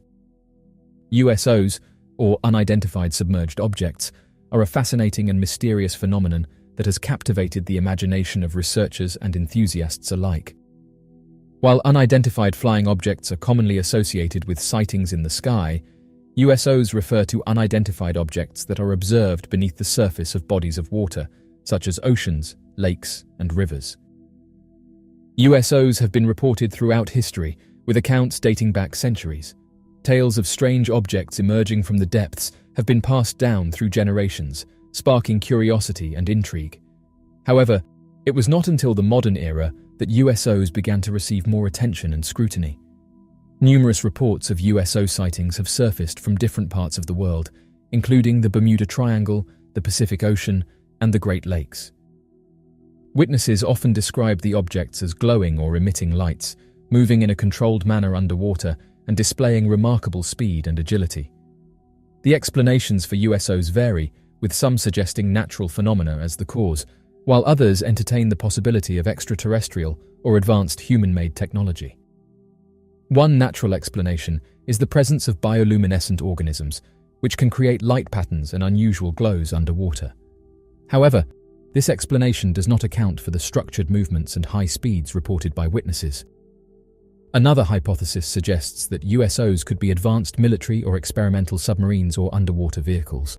It is well known that various governments around the world have been conducting research and development in underwater technologies, and some speculate that certain USO sightings may be related to secret military operations. However, the absence of official acknowledgement or confirmation of such advanced technology adds to the mystery surrounding USOs. The study of USOs is complex due to the challenges associated with exploring and investigating the depths of our oceans. The vastness and extreme conditions of underwater environments make it difficult to conduct thorough research and gather concrete evidence. Additionally, the lack of mainstream scientific attention and funding dedicated to USO research further hampers our understanding of these phenomena. As of right now, USOs continue to be a subject of great interest and speculation. Reported sightings and encounters suggest the existence of underwater objects that defy conventional explanations. While natural phenomena and terrestrial technology may account for some cases, the possibility of extraterrestrial involvement cannot be ruled out entirely. Further scientific research and exploration of our planet's oceans are crucial to unraveling the mysteries surrounding USOs and shedding light on this intriguing phenomenon. Recently, there's been a lot of talk about alleged aliens that have been found in Peru. As of right now, people can't seem to agree on what they are, but to add more confusion to this story, someone has just come forward and revealed that they found another one of these entities close to Nazca, Peru. In the arid deserts of Nazca, Peru, the explorer said that with his camera, he ventured into the rugged landscape, determined to uncover the secrets hidden beneath the Earth's surface. The man reported that he stumbled upon a concealed entrance to a cavern, saying that its location, obscured by centuries of shifting sands, had preserved its mysteries from prying eyes. Undeterred by the heat, the man said that he was looking for artifacts, and said that he cautiously ventured into the cave, his camera capturing every step of his descent into the subterranean world. As he ventured deeper into the cave, the dim light revealed an astounding sight. Nestled within a crevice, he discovered an intricately carved stone artifact, its surface adorned with enigmatic symbols and figures that bore an uncanny resemblance to the famous Nazca lines. This enigmatic artifact piqued his interest and set the stage for a discovery that would defy belief. As he continued to explore the cave's depths, he stumbled upon an even more astonishing find, a small, humanoid figure lying motionless on a stone altar. Its skin was a pale ashen grey, and its almond-shaped eyes, large and dark, stared blankly into the abyss, and the creature's features were distinctly unlike any terrestrial being he had ever seen. Fear and fascination coursed through him as he approached the small grey alien, carefully documenting his discovery with his camera.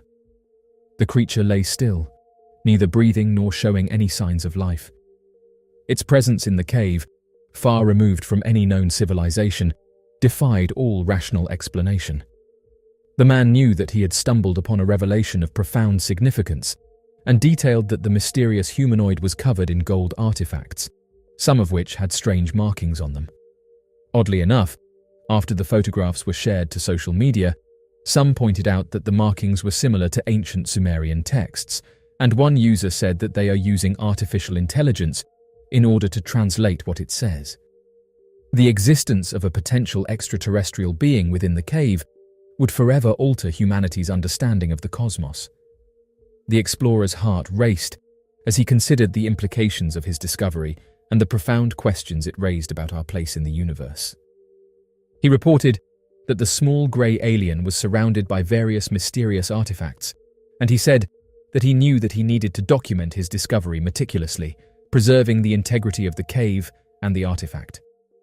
His camera became his most trusted ally, as he captured every detail of the alien and its surroundings.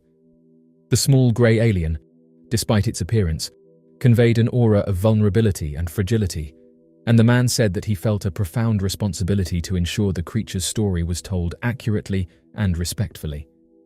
As of right now, critics questioned the authenticity of the small grey alien, suggesting elaborate hoaxes and manipulations. However, many said that it's very unlikely that all of the photographs that we posted were fake. Oddly enough, these photographs were posted 2 years ago, which many have said adds credibility, further saying that this proves they were not posted because of the recent Peru entities. Many who have researched these cases have said that Peru is known for its ancient civilizations, breathtaking landscapes, and rich cultural heritage, and has also become a site of fascination for those intrigued by the possibility of extraterrestrial life. Over the years, numerous claims and reports have emerged regarding alien encounters and unidentified flying objects in the skies above this South American nation. While skepticism persists, these accounts have sparked curiosity and discussion about the potential existence of aliens in Peru. The Nazca lines, etched into the arid desert plains of southern Peru, are among the most enigmatic archaeological mysteries in the world. These enormous geoglyphs, which depict intricate figures, animals, and geometric shapes, have inspired a range of theories, including the idea that they were created with the guidance of ancient astronauts or extraterrestrial beings. Proponents of the ancient astronaut theory argue that the precision and scale of the Nazca lines are beyond the capabilities of the ancient Nazca people. They suggest that aliens may have played a role in the construction of these enormous designs, potentially using the lines as runways or landing sites for their spacecraft. While the mainstream archaeological community largely dismisses these claims, the Nazca lines continue to capture the imagination of those intrigued by the possibility of extraterrestrial involvement in ancient human history. A contractor affiliated with NASA has expressed interest in conducting a detailed investigation on the purported extraterrestrial remains that were presented to the Congress of Mexico during a highly debated UFO disclosure hearing. According to news outlets, Mr. Moussan, an experienced journalist and renowned researcher into the unknown, recently showcased the corpses and revealed that he has been approached by an unidentified third-party contractor. This individual expressed interest in conducting a thorough DNA investigation on behalf of the United States Space Agency. Moussan stated that this investigation could potentially shed light on the mysterious origins of these extraterrestrial entities. In a recent development, it has been revealed that the news regarding alleged alien corpses has surfaced merely a week after Dr. David Brgh, the eminent investigator employed by NASA, was questioned about this matter. Interestingly, Dr. Brgh refrained from completely dismissing these claims, leaving room for further investigation and exploration. During a press briefing, Dr. Brgh emphasized the importance of understanding the nature of the samples. He advised individuals who come across unusual specimens to share them with the global scientific community, allowing for a comprehensive examination of their contents. By involving experts from around the world, we can collectively delve into the mysteries these samples may hold and gain a deeper understanding of their essence. In a groundbreaking event that captured worldwide attention, Moussan initially revealed a remarkable discovery: a duo of purportedly ancient corpses estimated to be a millennium old, supposedly recovered from a cave in Peru. This unveiling took place during a pivotal gathering focused on unidentified flying objects, hosted by the General Congress of the United Mexican States. Although Moussan proclaimed the unearthing of these bodies to be a momentous event in the annals of human history, his presentation has faced strong criticism and opposition from various quarters, including scientists, anthropologists, and even certain enthusiasts. During this week, there has been a noticeable escalation in the intensity of the ongoing debate, as Peru's Minister of Culture took a significant step by filing criminal charges against Moussan and his associates. Peru's Culture Ministry, as of 2022, has taken the initiative to designate a staggering number of approximately 26,000 protected archaeological sites across the country. However, despite their commendable efforts, the ministry has encountered budget constraints in their relentless pursuit to safeguard these invaluable artifacts from falling into the hands of unscrupulous black market antiquities dealers. According to the statements by Lawson, he personally took the initiative to approach the Ministry of Culture and requested their involvement in conducting a thorough investigation into this discovery. According to Lawson, he states that there have been repeated unsuccessful attempts to accomplish the task. Multiple efforts were made, including the sending of numerous letters.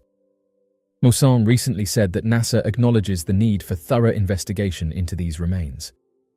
Lawson revealed that a contractor affiliated with NASA eagerly accepted the challenge.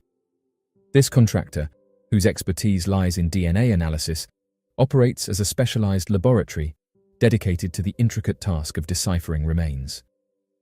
Despite numerous endeavors made by news outlets, both through phone calls and emails, NASA's Office of Public Affairs remains inaccessible as they have not responded to any requests for comment. Lawson expressed apprehension regarding the potential negative impact of excessive transparency at this stage of the ongoing investigations. He emphasized the delicate nature of these inquiries and the need for careful handling. When questioned by news outlets, Lawson chose not to reveal the specific identity of the contractor affiliated with NASA. He mentioned that the person involved in this project is a contractor affiliated with NASA, but said that unfortunately he couldn't provide any further details. However, despite his previous role as a chief investigative reporter, the Mexican broadcaster expressed a willingness to speculate on the future actions of the NASA contractor. According to Lawson, it is his belief that the individuals in question will be traveling to Peru and subsequently to Mexico. Their purpose for visiting these locations is to carry out a thorough examination of the bodies and obtain samples for conducting their own independent DNA investigation. Over the course of several years, Lawson has dedicated himself to attracting the attention and interest of professional scientists towards the exploration of ancient artifacts from Latin America. While his journey has had its fair share of obstacles and achievements, it is important to note that the current level of international scrutiny surrounding this topic is unparalleled. Lawson, in his statement, expressed a legitimate concern regarding the potential risks of excessive transparency during the early stages of the ongoing investigations.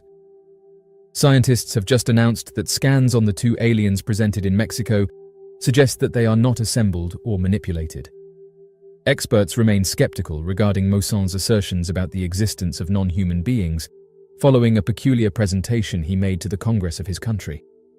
Two purported beings, which were brought before Mexico's legislative body by an individual whose credibility is in question, underwent medical examination, provoking allegations from scientists that it may all be a deceitful ploy. During a recent event, Lawson caused a peculiar interruption when he showcased a collection of small skeletons, each measuring around 2 feet in length. These intriguing discoveries were presented to lawmakers, carefully displayed in large wooden caskets. According to Mr. Lawson, he asserts that these bodies, discovered in Peru, are not of human origin and do not align with our evolutionary lineage on Earth. Scientists and academics, in their ongoing effort to maintain credibility and uphold scientific rigor, have refuted the veracity of the findings presented by Mr. Lawson, regarding them as yet another publicity stunt.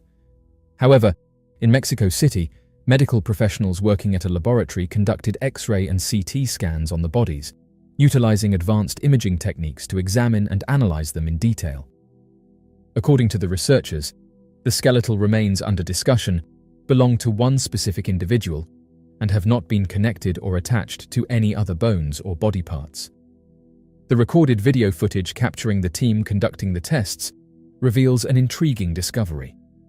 One of the bodies on display exhibits distinct physical characteristics, such as an elongated head, slanted eyes, and a small upturned nose. During a public hearing in the US Congress, there were moments that reminded some of a science fiction film. The hearing aimed to address allegations that the government is concealing its understanding of unidentified objects. The hearing received significant attention both in the United States and globally, as it featured testimonies from 3 crucial witnesses, one of whom was David Brgh, a former intelligence official who blew the whistle and stated in June that the United States possesses advanced technology that are either fully or partially intact.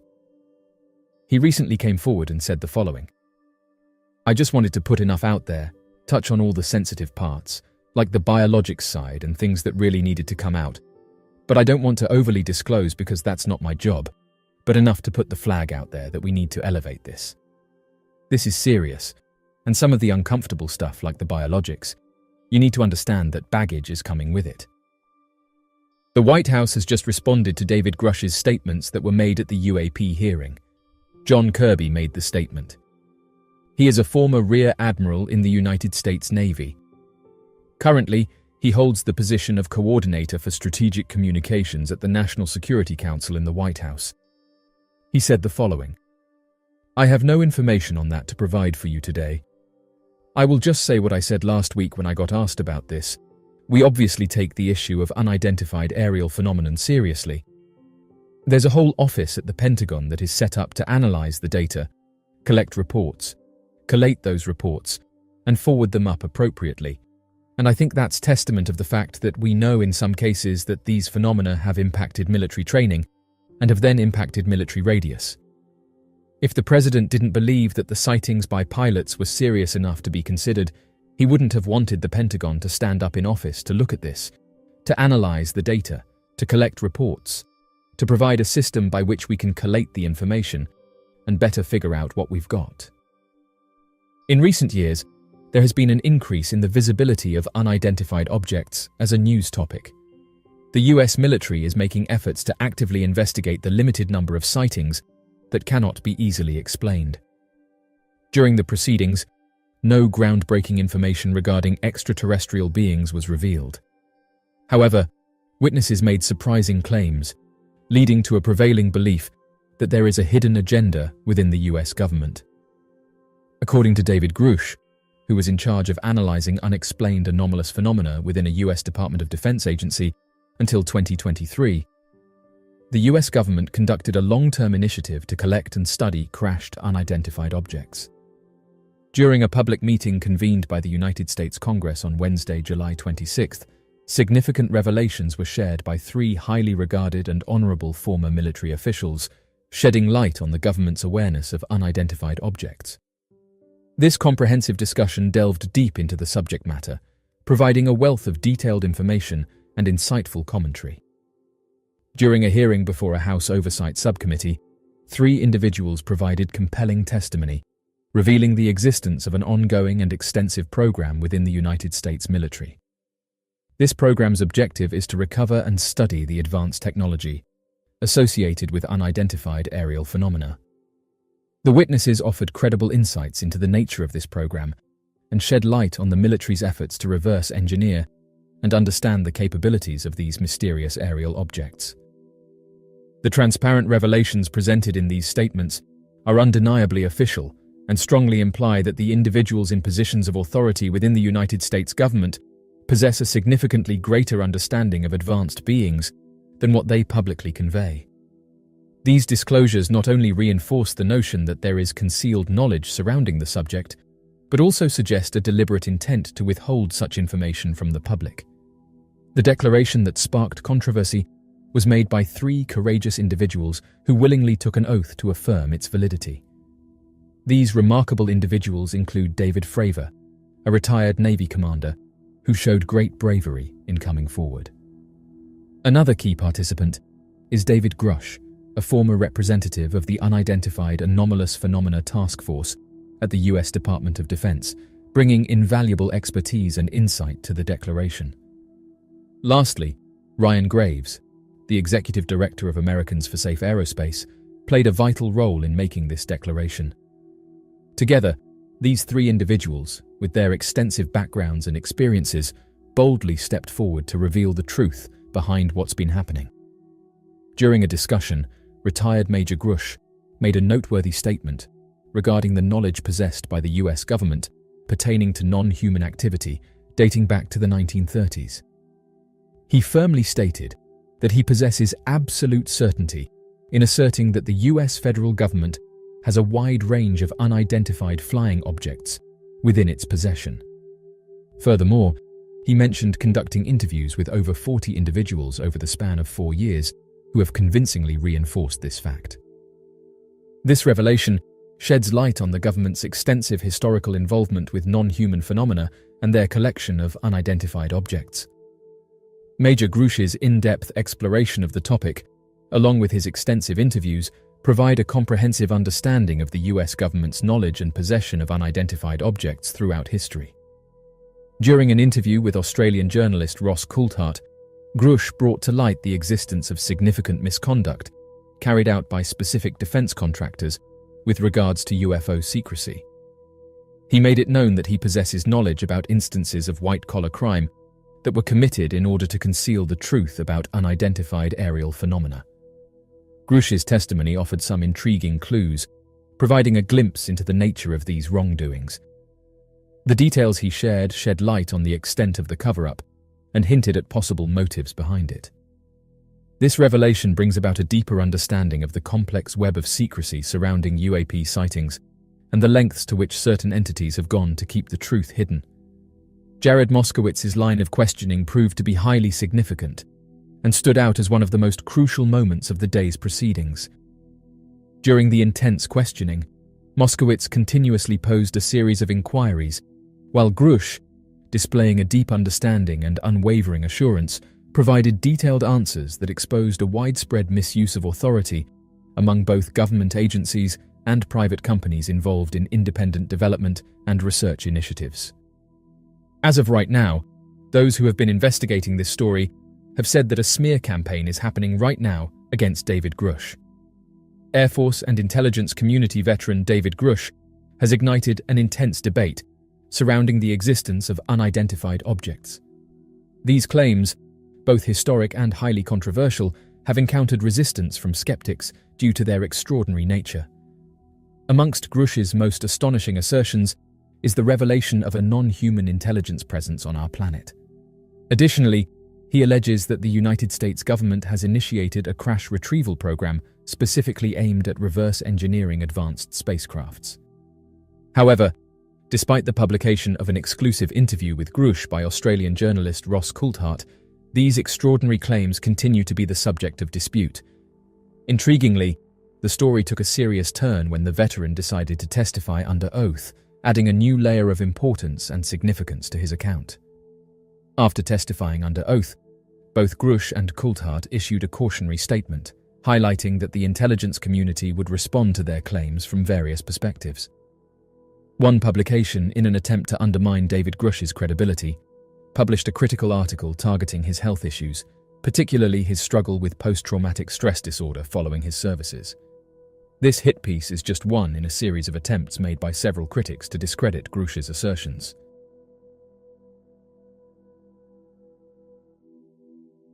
A few hours ago, there was an update about the Peru entities, with the indigenous community of San Antonio saying that they witnessed lights appear in the sky.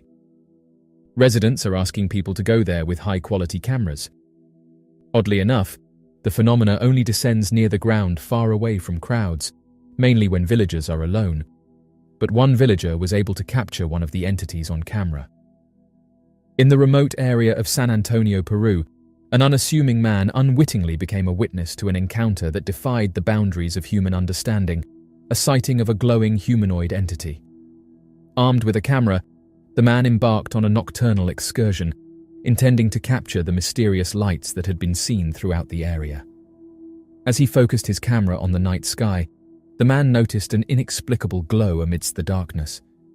At first, he dismissed it as a trick of the light, or perhaps a celestial phenomenon. However, as the glow intensified and took on a discernible form, his skepticism gave way to awe and astonishment. There, amidst the foliage, stood a humanoid figure emitting an ethereal radiance. The figure before the man was unlike anything he had ever encountered. Its luminous form bathed the surroundings in an otherworldly glow, illuminating its contours and features. With its limbs and proportions resembling those of a human, it was unmistakably humanoid. Yet its radiance and aura defied earthly explanation. The creature gave of a bright light, which caused the man to become disoriented. He said that the light hurt his eyes, but that he was determined to capture evidence of whatever this creature was. The mysterious encounters that have been happening in San Antonio, Peru, raises profound questions about the nature of advanced life, interdimensional beings, and the mysteries that may lie beyond the frontiers of human perception. Since the 8th of August, Peru has been trending on social media, with more and more residents coming forward with stories and eyewitness accounts of alleged entities that have been reported throughout the area. Someone by the name of Gustavo shared an interesting photograph and update about what's happening in the area, and it seems that the sightings are not slowing down. This is the latest photograph that allegedly depicts the mysterious entities that have been encountered by the locals. The man said that the reason the entity's legs appear to be giving off light is because it was accompanied by a glowing orb, something that was detailed in earlier reports. Residents said that these entities were either giving off light themselves or they were accompanied by something that was giving off bright lights.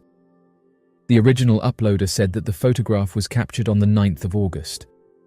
One of the residents said that it's only been in the last few days that these sightings have been picked up by news outlets, and said that locals have been encountering them now for several weeks. He said that they are extremely difficult to capture, and due to the bright lights they give off, it makes it difficult to photograph them. The man then detailed that several locals took it upon themselves to take out one of these beings, but said that bullets did nothing to them, suggesting that it was like they were wearing armor. The man continued by saying that the lights are blinding, and even theorized that they may have been used to disorientate the locals. Mysterious lights seem to be a common theme with these sightings, and as of right now it's not entirely understood what's creating these lights. Oddly enough, many people throughout the area have reported witnessing glowing orbs. These luminous, spherical objects have been reported close to where these entities have been encountered. Those who investigate the unknown have said that glowing orbs are typically described as spherical objects that emit a soft, often pulsating light. Witnesses report a range of colors, including white, orange, blue, and green. These orbs are observed to move silently through the sky, sometimes hovering in place or executing rapid and unpredictable maneuvers. Unlike conventional aircraft, they lack visible wings, rotors, or any discernible means of propulsion. Interestingly, all of these reports are happening just a few weeks after the US Congress conducted a significant hearing on unidentified objects. While previous encounters with advanced beings often revolved around the unearthing of peculiar technology in isolated settings, the most recent accounts originate from a rural area in northeastern Lima, Peru.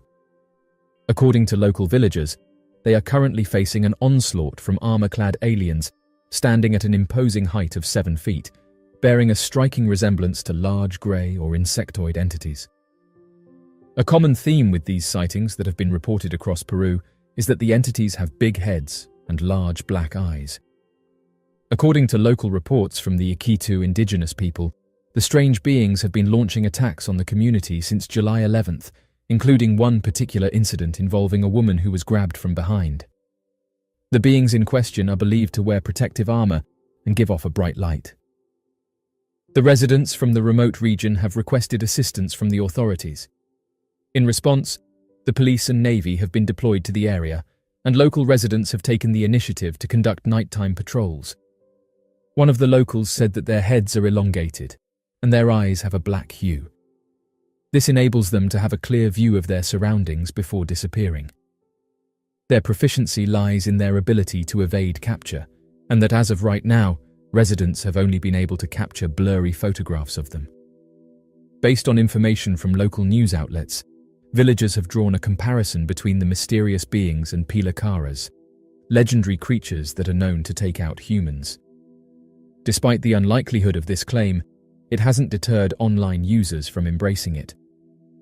One possible theory suggests that these beings are drones that operate in the area.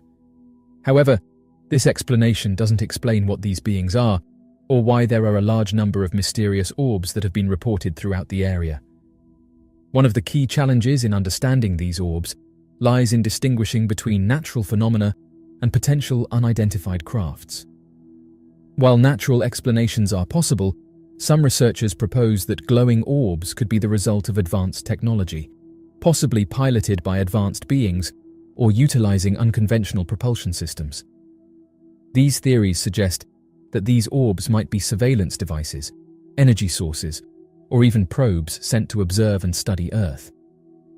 The ability to emit light could be related to their propulsion mechanisms or communication systems. The appearance of glowing orbs has historical and cultural significance in various societies. In some mythologies and folklore, luminous orbs are associated with spiritual beings, divine messengers, or portents of future events.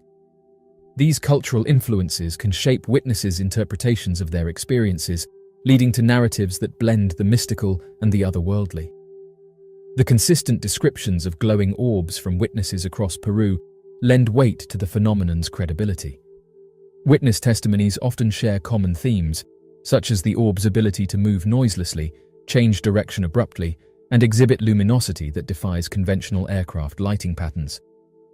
The allure of advanced beings has captivated the human imagination for centuries, and one of the most iconic and widely recognized forms of these visitors is what's referred to as the Grey. Among the many regions of the world with purported encounters, Peru stands out as a place where individuals have reported close encounters with these enigmatic entities. Reports of encounters in Peru often intersect with the broader phenomenon and the narrative of visitations. Individuals who believe they have encountered one of these entities often recount experiences of being taken. These narratives might be influenced by a combination of genuine experiences, dreams, altered states of consciousness, and societal influences. The reports of these encounters in Peru are part of a global tapestry of unidentified phenomena and narratives. Whether these encounters are genuine interactions with beings from beyond Earth or manifestations of cultural influences and psychological tendencies, they represent a profound aspect of human experience, a desire to explore the unknown, to connect with the cosmos, and to understand our place within the vast expanse of the universe. This strange object has been spotted above China. One user by the name of Lee said that they've always been fascinated by the night sky, and said they've spent countless hours gazing up at the stars and planets, marveling at the mysteries of the universe. Although they didn't see this strange object, they reported that it was posted on a social media group they follow. The witness who saw the phenomena said that at first it was just a small, faint light in the distance, moving slowly across the sky. But as they watched, the light grew brighter and larger, until it was clear that it was not a star or planet, but something much stranger. The object was unlike anything they had ever seen before. It was shaped like a giant staircase, with a series of smaller orbs and lights rotating around its center. As it drew closer, the eyewitness could see that the smaller orbs were changing colors and emitting a strange, pulsating energy. They watched in amazement as the object moved closer and closer until it was hovering directly above their house, casting an eerie, otherworldly glow over the surrounding area. They could feel something being emitted from the object and said they felt a sense of both awe and fear wash over them. For what felt like hours, they watched as the object hovered in the sky, seemingly studying the earth below. The eyewitness reported that they could see strange symbols and patterns etched into the surface of the object, and said that it was unlike anything they had seen before. As suddenly as it had appeared, the object began to move away, disappearing into the distance. For weeks afterward, the eyewitness could not shake the image of the strange object from his mind. Luckily enough, they managed to take a photograph of the event, which they then shared to social media in order to get some answers for what it was that they saw. Various ideas have been presented to explain what the object was, with some saying that it was a type of atmospheric anomaly, while those interested in the unknown put forward the idea that it could have been a piece of technology that was cloaked, and that due to the sun's rays, it partially revealed the object. Oddly enough, one user by the name of Samantha said that she had seen a similar-looking object. She reported that she often dreamed of witnessing something strange and mysterious for herself. One evening, as she was driving home from work, Samantha saw something in the sky that she could not explain. At first, she thought it was a plane or a helicopter, but as she drew closer, she realized that it was something far stranger. The object was hovering in the sky, its shape resembling that of a ladder, with a series of rungs that seemed to be holding it in place. The object glowed with an eerie, pulsating light, and Samantha could feel the heat and energy emanating from it. As she watched, the object began to move, hovering over the road in front of her car. Samantha could see strange symbols and patterns etched into the surface of the object, and she knew that whatever it was not of this world. For what felt like hours, Samantha watched as the ladder-like object moved slowly across the sky, seemingly studying the earth below. She could feel her heart pounding in her chest, and she wondered if she was the only one who had witnessed the strange and otherworldly sight. As suddenly as it had appeared, the object began to move away, accelerating at an incredible speed and disappearing into the distance. Samantha sat in her car, stunned and overwhelmed by what she had just witnessed. For weeks afterward, Samantha could not shake the image of the strange, ladder-like object from her mind. She told her friends and family about what she had seen, but most dismissed her story as the product of an overactive imagination. But Samantha knew what she had seen, and she was determined to uncover the truth. She spent hours researching online, poring over books and articles about sightings and mysterious encounters, trying to find others who had witnessed the strange ladder-like object in the sky. Eventually, Samantha's search led her to a group of like-minded individuals, a small community of amateur astronomers and enthusiasts who had seen similar objects in the sky above their homes and communities. Together, they shared information and theories about the strange ladder-like object, trying to piece together the puzzle of its origins and purpose. They scoured the internet, looking for any clues or evidence that might help them understand the mysterious object. For Samantha, the experience had been both exhilarating and terrifying. She had seen something that defied explanation, and it had opened her mind to a whole new world of possibilities. When people witness strange lights or objects in the sky that they cannot explain, their first instinct may be to assume that they have seen an unidentified object. However, many of these sightings can be attributed to natural phenomena, such as weather patterns or astronomical events. One common explanation for unidentified objects is misidentified aircraft or satellites. A low-flying airplane or a satellite reflecting sunlight can appear as a bright light moving quickly across the sky, leading people to believe that they have seen something otherworldly. Similarly, weather phenomena such as lightning, ball lightning, or sprites can create strange and unexpected visual effects in the sky. These atmospheric events can cause glowing orbs, strange shapes, or unusual patterns in the sky that can be easily misinterpreted as unidentified objects. Astronomical events, such as meteor showers or other celestial bodies entering the Earth's atmosphere, can also cause unusual sightings. For example, the appearance of a meteor or comet can create a bright and unusual light display in the sky, leading some to mistake it for an unidentified object. Even natural phenomena on the ground, such as swamp gas or bioluminescent creatures, can create strange and unexpected lights and shapes in the sky that may be misinterpreted as strange objects. In some cases, psychological factors, such as suggestibility or hallucinations, may play a role in mysterious sightings. People who are already predisposed to believing in advanced life or who have experienced a traumatic event may be more likely to interpret strange phenomena as evidence of unidentified objects. It is also worth noting that in many cases, sightings are simply hoaxes or misunderstandings. People may fabricate sightings for attention or profit, while others may mistake common objects such as balloons or drones for unidentified objects. While it is true that some sightings may be genuine sightings of unexplained phenomena, the majority of sightings can be explained by natural phenomena or human error. It is important to approach reports of unidentified objects with a critical eye and to consider all possible explanations before jumping to conclusions. As of right now, while the idea of unidentified objects may be fascinating, it is important to recognize that natural phenomena can account for the majority of reported sightings. In April, a family-owned dairy farm in Texas experienced an explosion and fire that led to the loss of over 18,000 cows.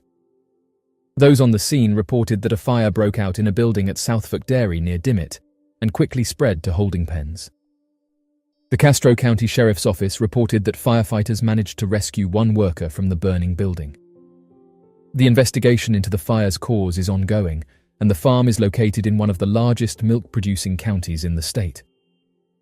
The Animal Welfare Institute, which is one of the longest-standing animal protection organizations in the United States, has urged the government to enact federal legislation to prevent fires in agricultural facilities that cause massive casualties among livestock every year.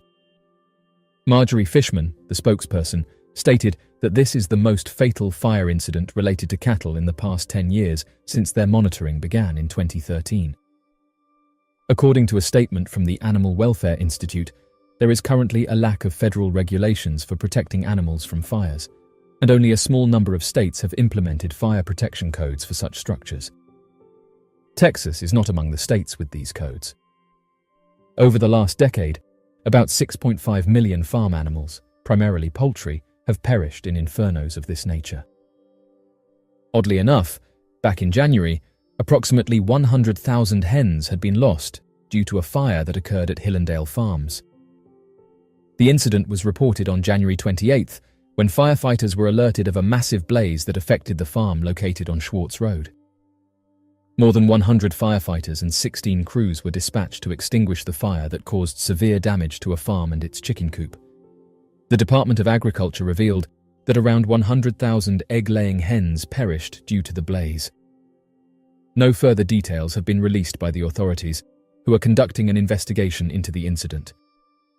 Officials confirmed that all personnel at the egg processing facility successfully evacuated, and the cause of the fire remains unknown. According to a knowledgeable user, a pattern seems to emerge in specific events that occur during a shortage, rather than a coincidence. This fact was noticed by the speaker and others, using the example of the recent situation with food processing plants. One user observed that this recent incident involving an egg processing facility is just one example of this pattern. The user expressed surprise that some people fail to recognize such patterns. According to the user, something seems to be happening to farms in the United States, and they suspect that these farms are being attacked. While authorities are discussing the impact of factors such as poverty on food production, the user notes the absence of any mention of numerous food processing plants that are being destroyed by fires.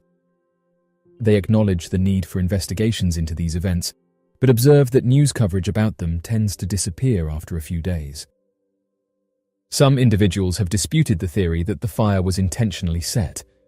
According to a knowledgeable source, the barns contain numerous items that are known for easily sparking flames, including electrical equipment, wood, and heaters. Additionally, there isn't any evidence suggesting anything abnormal occurred on the premises. Moreover, no investigation has been conducted yet to establish the cause of the fire. Therefore, it's essential not to make rash conclusions. An analysis released by the Animal Welfare Institute has revealed that over 518,000 animals perished in 2021 alone. These numbers illustrate the dire need for the agricultural industry to prioritize fire safety and prevention measures on farms. It is important to note that these figures are likely underestimated, given the scale of the problem. According to the Animal Welfare Institute, many fire departments and governmental bodies do not report or acknowledge the number of animals that perish in fires. Even when these agencies do provide data to the United States Fire Administration, the information often does not include animal fatalities, even in the most severe incidents that can involve large numbers of deceased animals. Barn fires can affect different types of farms, ranging from hobby farms with only a few animals to large-scale commercial facilities housing numerous animals.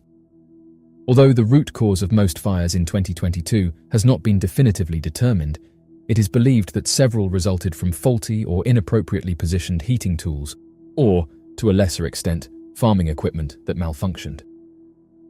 This information is intended to inform knowledgeable readers neutrally about the impact of barn fires on the general farming community and the probable reasons behind them. In line with past years, chickens were the main victims of fatal fires on farms.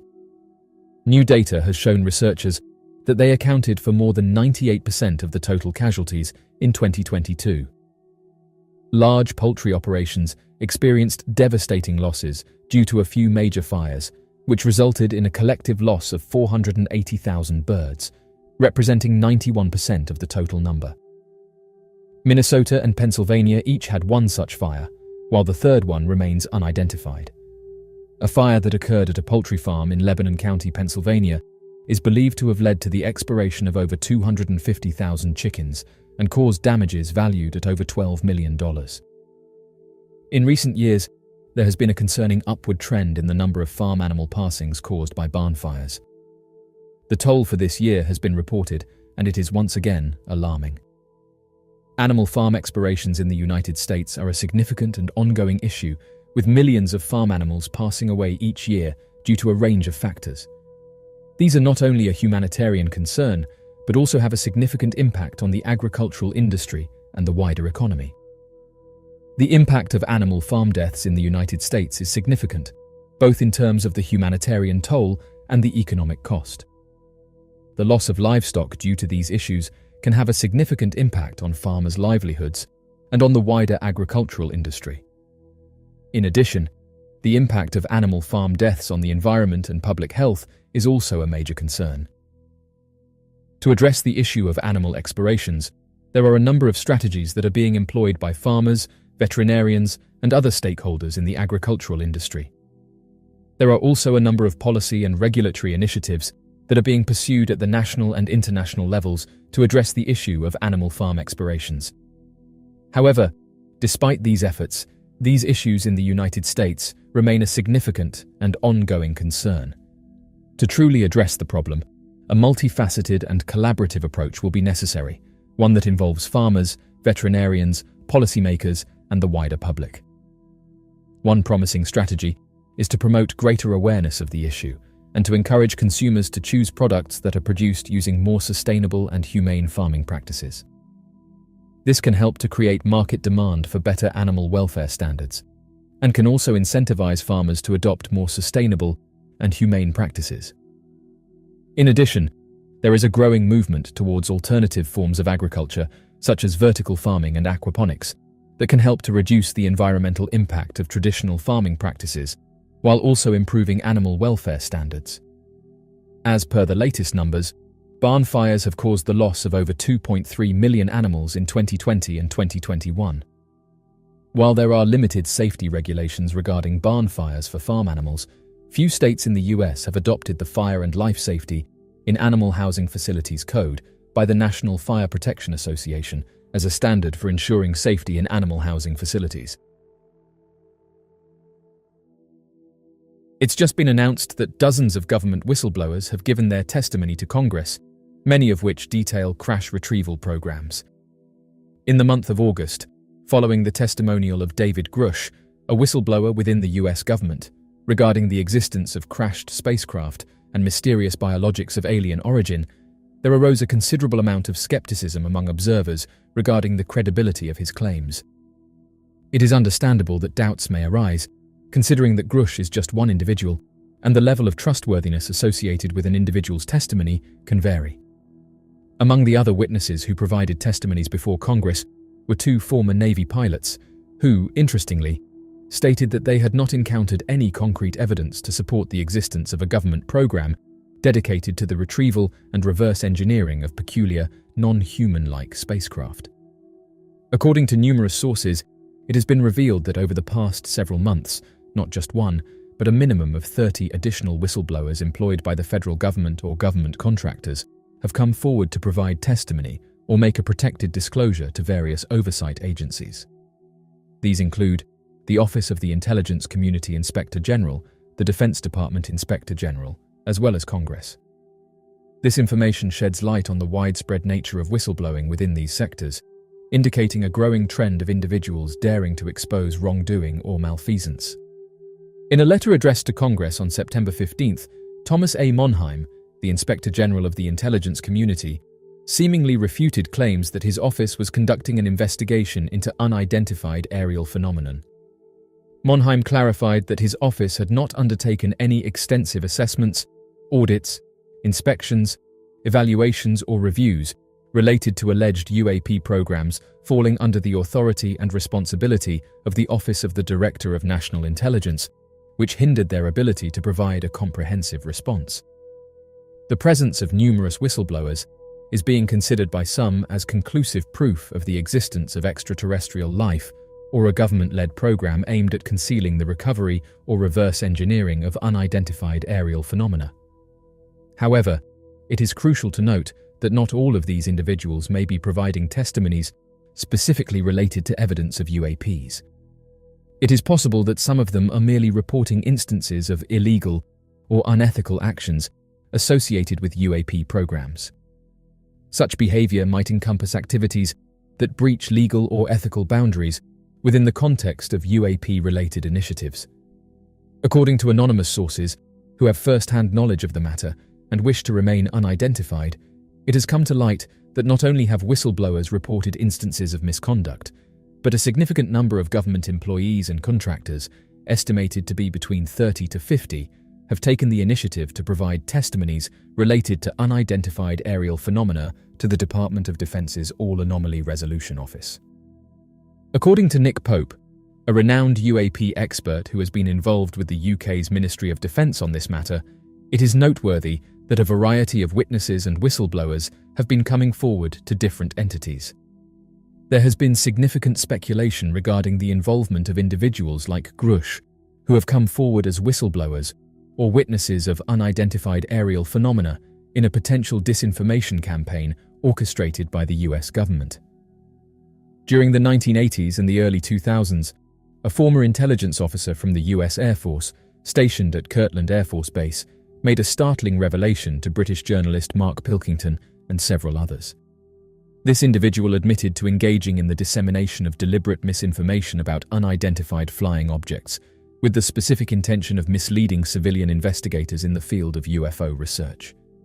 The ulterior motive behind this disinformation campaign was twofold: to conceal advanced technology programs that were being conducted by the US military, as well as to veil the existence and involvement of non-human entities. According to a variety of experts who were interviewed by the public, the probability is low that individuals engaging in disinformation campaigns would choose to employ the Office of the Inspector General as a channel to carry out their malicious activities. This is primarily because such a choice would entail potential risks for the individuals involved in the campaign. A group of lawmakers from both political parties on the House Oversight Committee have expressed that the recent UAP hearing is only the beginning of their efforts to seek answers and delve deeper into the subject. They are determined to embark on a comprehensive exploration and analysis of the topic, leaving no stone unturned. The individuals in question are issuing threats, indicating their readiness to employ more forceful methods if they encounter resistance from the Pentagon and intelligence agencies. Their intention is to exert pressure and overcome any obstacles that may impede their investigation. Several lawmakers are advocating for greater exploration and understanding of unidentified anomalous phenomena, commonly known as unidentified objects.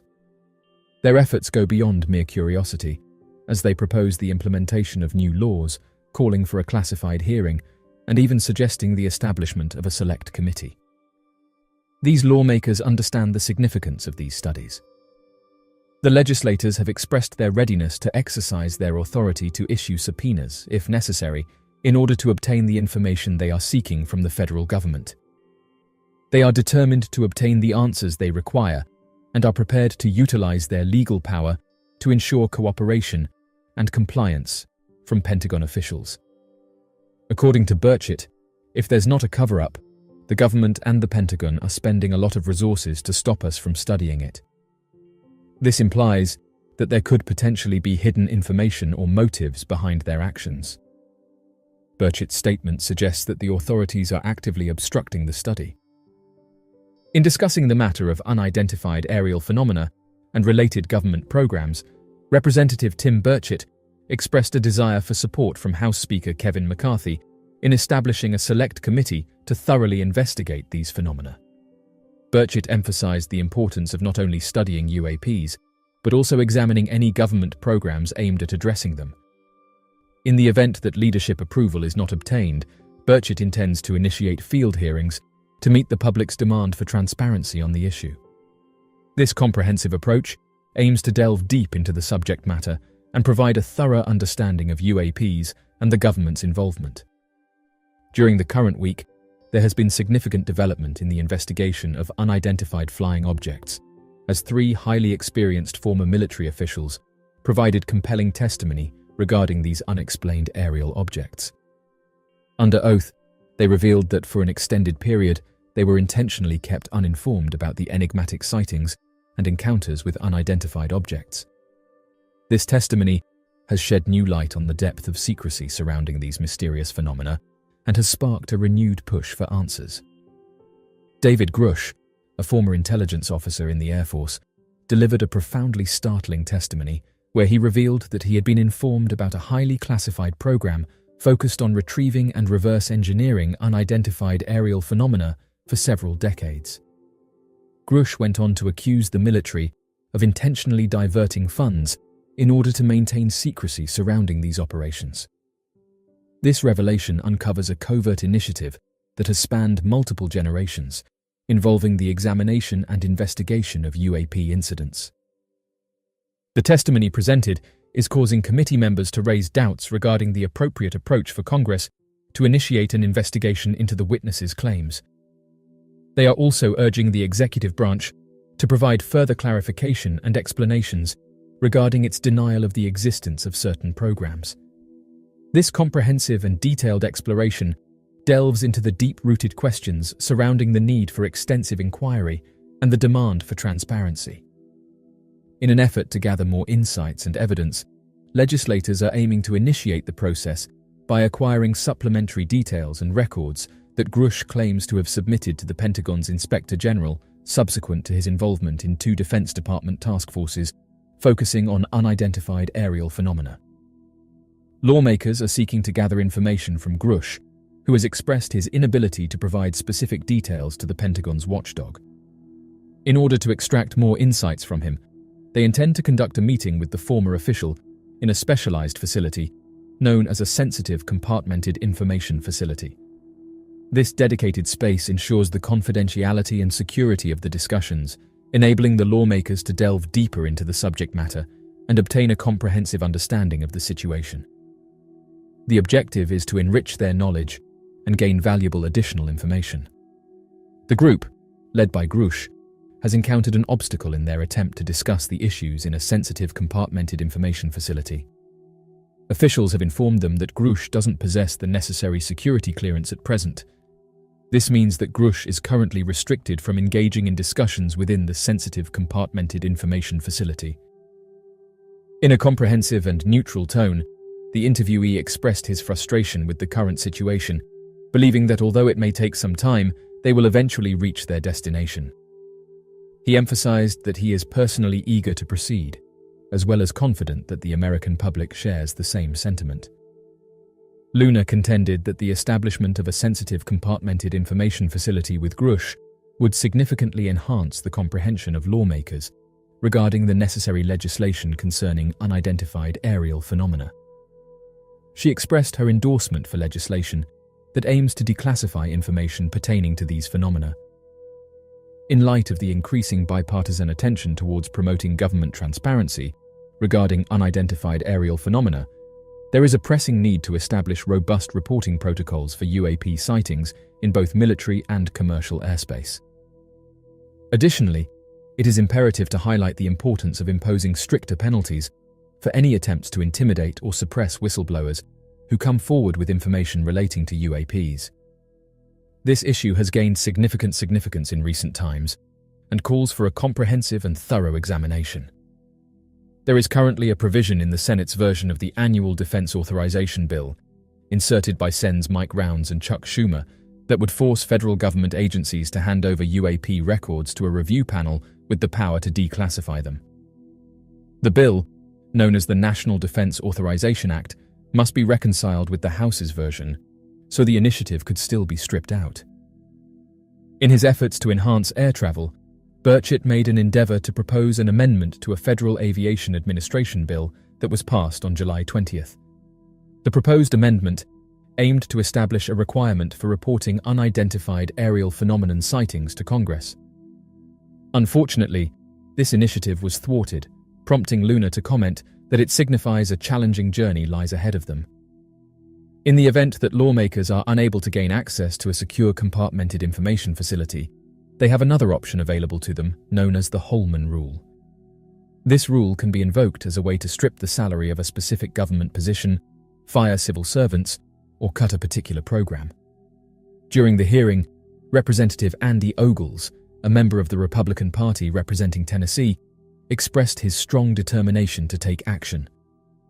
He declared that he will personally step forward as a volunteer to initiate the Holman Rule against any individual in a governmental position, any program, or any agency that obstructs or denies Congress's access to information and resources. The Holman Rule is a powerful tool wielded by the House of Representatives that empowers them to take actions such as reducing the salary of a specific government position, terminating the employment of civil servants, or slashing funding for particular programs.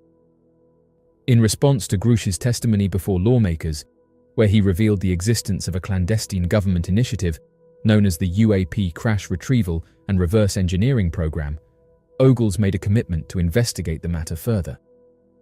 Brgh's assertions were based on extensive interviews conducted with 40 witnesses, leading him to firmly believe that the government possesses extraterrestrial crafts.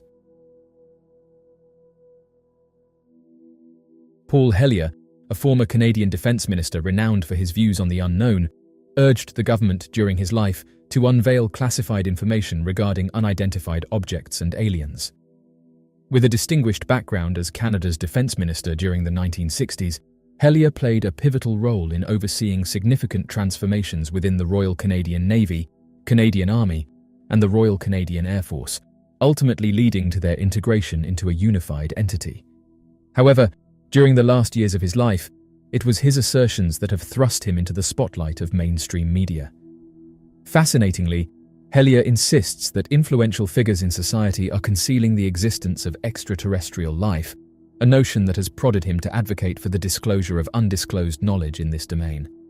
By delving into the enigmatic realms of unidentified objects and extraterrestrials, Hellyer's perspective adds a captivating facet to the ongoing discourse surrounding this phenomenon, inviting us to explore the depths of the unknown and broaden our understanding of the universe.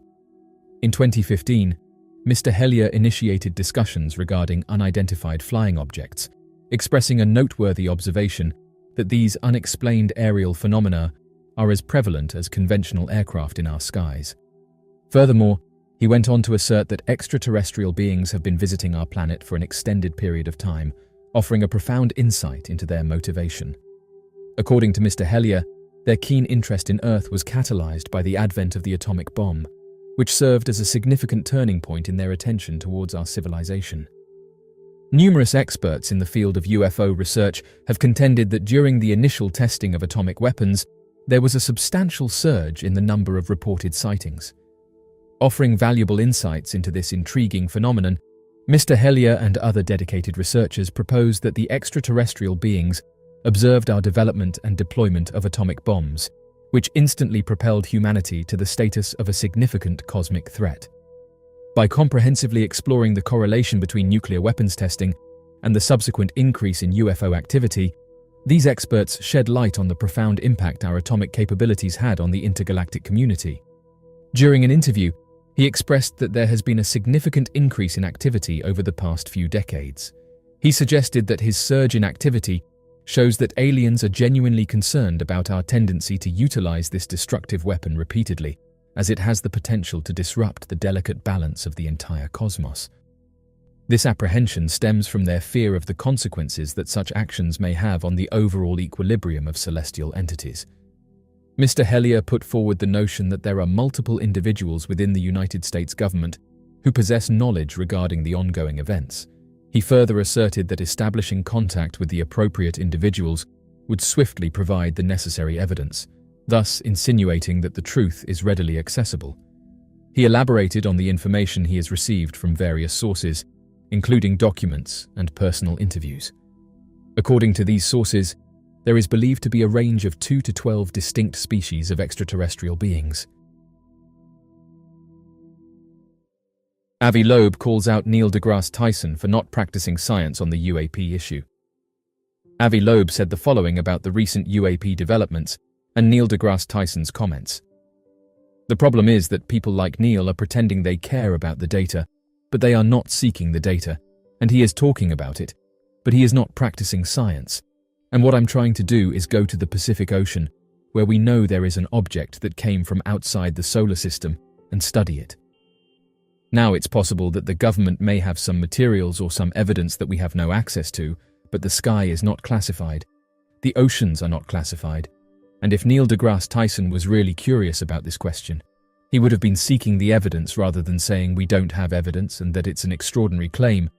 But he's not doing anything about it, and practicing science is very different from talking about science. He's talking about science. I am practicing science. I write scientific papers, I publish, and I actually follow the evidence, and that's what we try to do. What I find strange is that many scientists resist this approach of trying to collect the evidence. Not only that they are not engaged in it, they are trying to push back and say it's a waste of time. But I say, let the science be done the way it should be done. And I'm really curious if the government has materials or information that is currently hidden from view, because as a scientist, I agree with Neil that we need access to the data.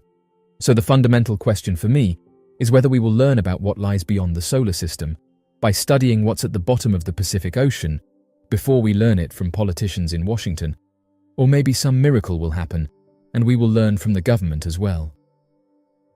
Renowned astrophysicist Neil deGrasse Tyson recently featured on an episode of Who's Talking with Chris Wallace, where he was questioned about his perspective on the current frenzy surrounding mysterious visits to Earth. Tyson emphasized that, as a scientist, he remains steadfast in his position on the nature of the universe, requiring solid and substantiated evidence before adjusting his viewpoints. Tyson, when questioned about his belief in the existence of alien life in the universe, expressed that it would be surprising if life did not exist.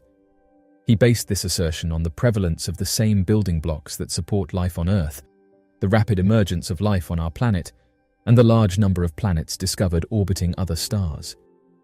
The absence of life under such circumstances would indeed be unexpected. During a discussion about the definition of the term alien as any form of life, there was a follow-up question regarding whether advanced beings have visited Earth. At this point, Tyson emphasized that although he maintains an open mind, he is not convinced by the blurry and ambiguous footage of unidentified objects in the sky that is often touted as evidence of alien presence. Neil said the following: "Is it possible for something to arrive here via a spacecraft? It could very well be out there. Currently, there is insufficient evidence to persuade a genuine skeptic that we have been visited. Allow me to mention that these indistinct, single-color tic-tacs that regularly appear within restricted airspace of the Navy, right here in our own atmosphere, are not enough to convince an astrophysicist, particularly when we have access to high-resolution images from the James Webb Space Telescope, which is positioned 1 million miles away from Earth, providing a glimpse at the farthest reaches of the universe. If you truly want to convince an astrophysicist about the existence of advanced visitors within our atmosphere, you'll need stronger evidence." While some theorists may find fault with Neil deGrasse Tyson's reasoning in this matter, contending that alien spacecraft could potentially possess the capability to conceal or disguise their appearance from the naked eye, or even from advanced technologies such as radar, Tyson is indeed correct in asserting that without solid evidence, everything remains speculative. As of right now, those who have been investigating this story have said that a smear campaign is happening right now against David Grush. Air Force and intelligence community veteran David Grush has ignited an intense debate surrounding the existence of unidentified objects. These claims, both historic and highly controversial, have encountered resistance from skeptics due to their extraordinary nature. Amongst Grush's most astonishing assertions is the revelation of a non-human intelligence presence on our planet. Additionally, he alleges that the United States government has initiated a crash retrieval program specifically aimed at reverse engineering advanced spacecrafts. However, despite the publication of an exclusive interview with Grush by Australian journalist Ross Coulthart, these extraordinary claims continue to be the subject of dispute. Intriguingly, the story took a serious turn when the veteran decided to testify under oath, adding a new layer of importance and significance to his account. After testifying under oath, both Grush and Coulthart issued a cautionary statement, highlighting that the intelligence community would respond to their claims from various perspectives. One publication, in an attempt to undermine David Grush's credibility, published a critical article targeting his health issues, particularly his struggle with post-traumatic stress disorder, following his services.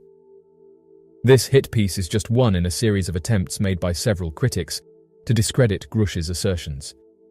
David Grush, a former intelligence officer in the Air Force, delivered a profoundly startling testimony where he revealed that he had been informed about a highly classified program focused on retrieving and reverse engineering unidentified aerial phenomena for several decades. Grush went on to accuse the military of intentionally diverting funds in order to maintain secrecy surrounding these operations. This revelation uncovers a covert initiative that has spanned multiple generations, involving the examination and investigation of UAP incidents. The testimony presented is causing committee members to raise doubts regarding the appropriate approach for Congress to initiate an investigation into the witnesses' claims. They are also urging the executive branch to provide further clarification and explanations regarding its denial of the existence of certain programs. This comprehensive and detailed exploration delves into the deep-rooted questions surrounding the need for extensive inquiry and the demand for transparency.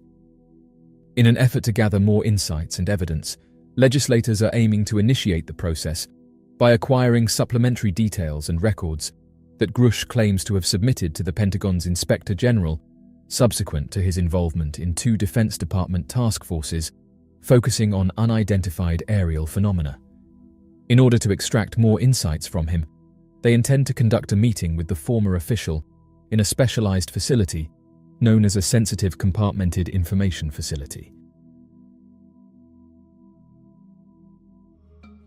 Trail cameras, also known as game cameras, are outdoor surveillance cameras designed to capture photos or videos of wildlife or other outdoor activities. They are typically used by hunters, wildlife enthusiasts, and researchers to monitor wildlife populations, track animal behavior, and study the habits of various animals.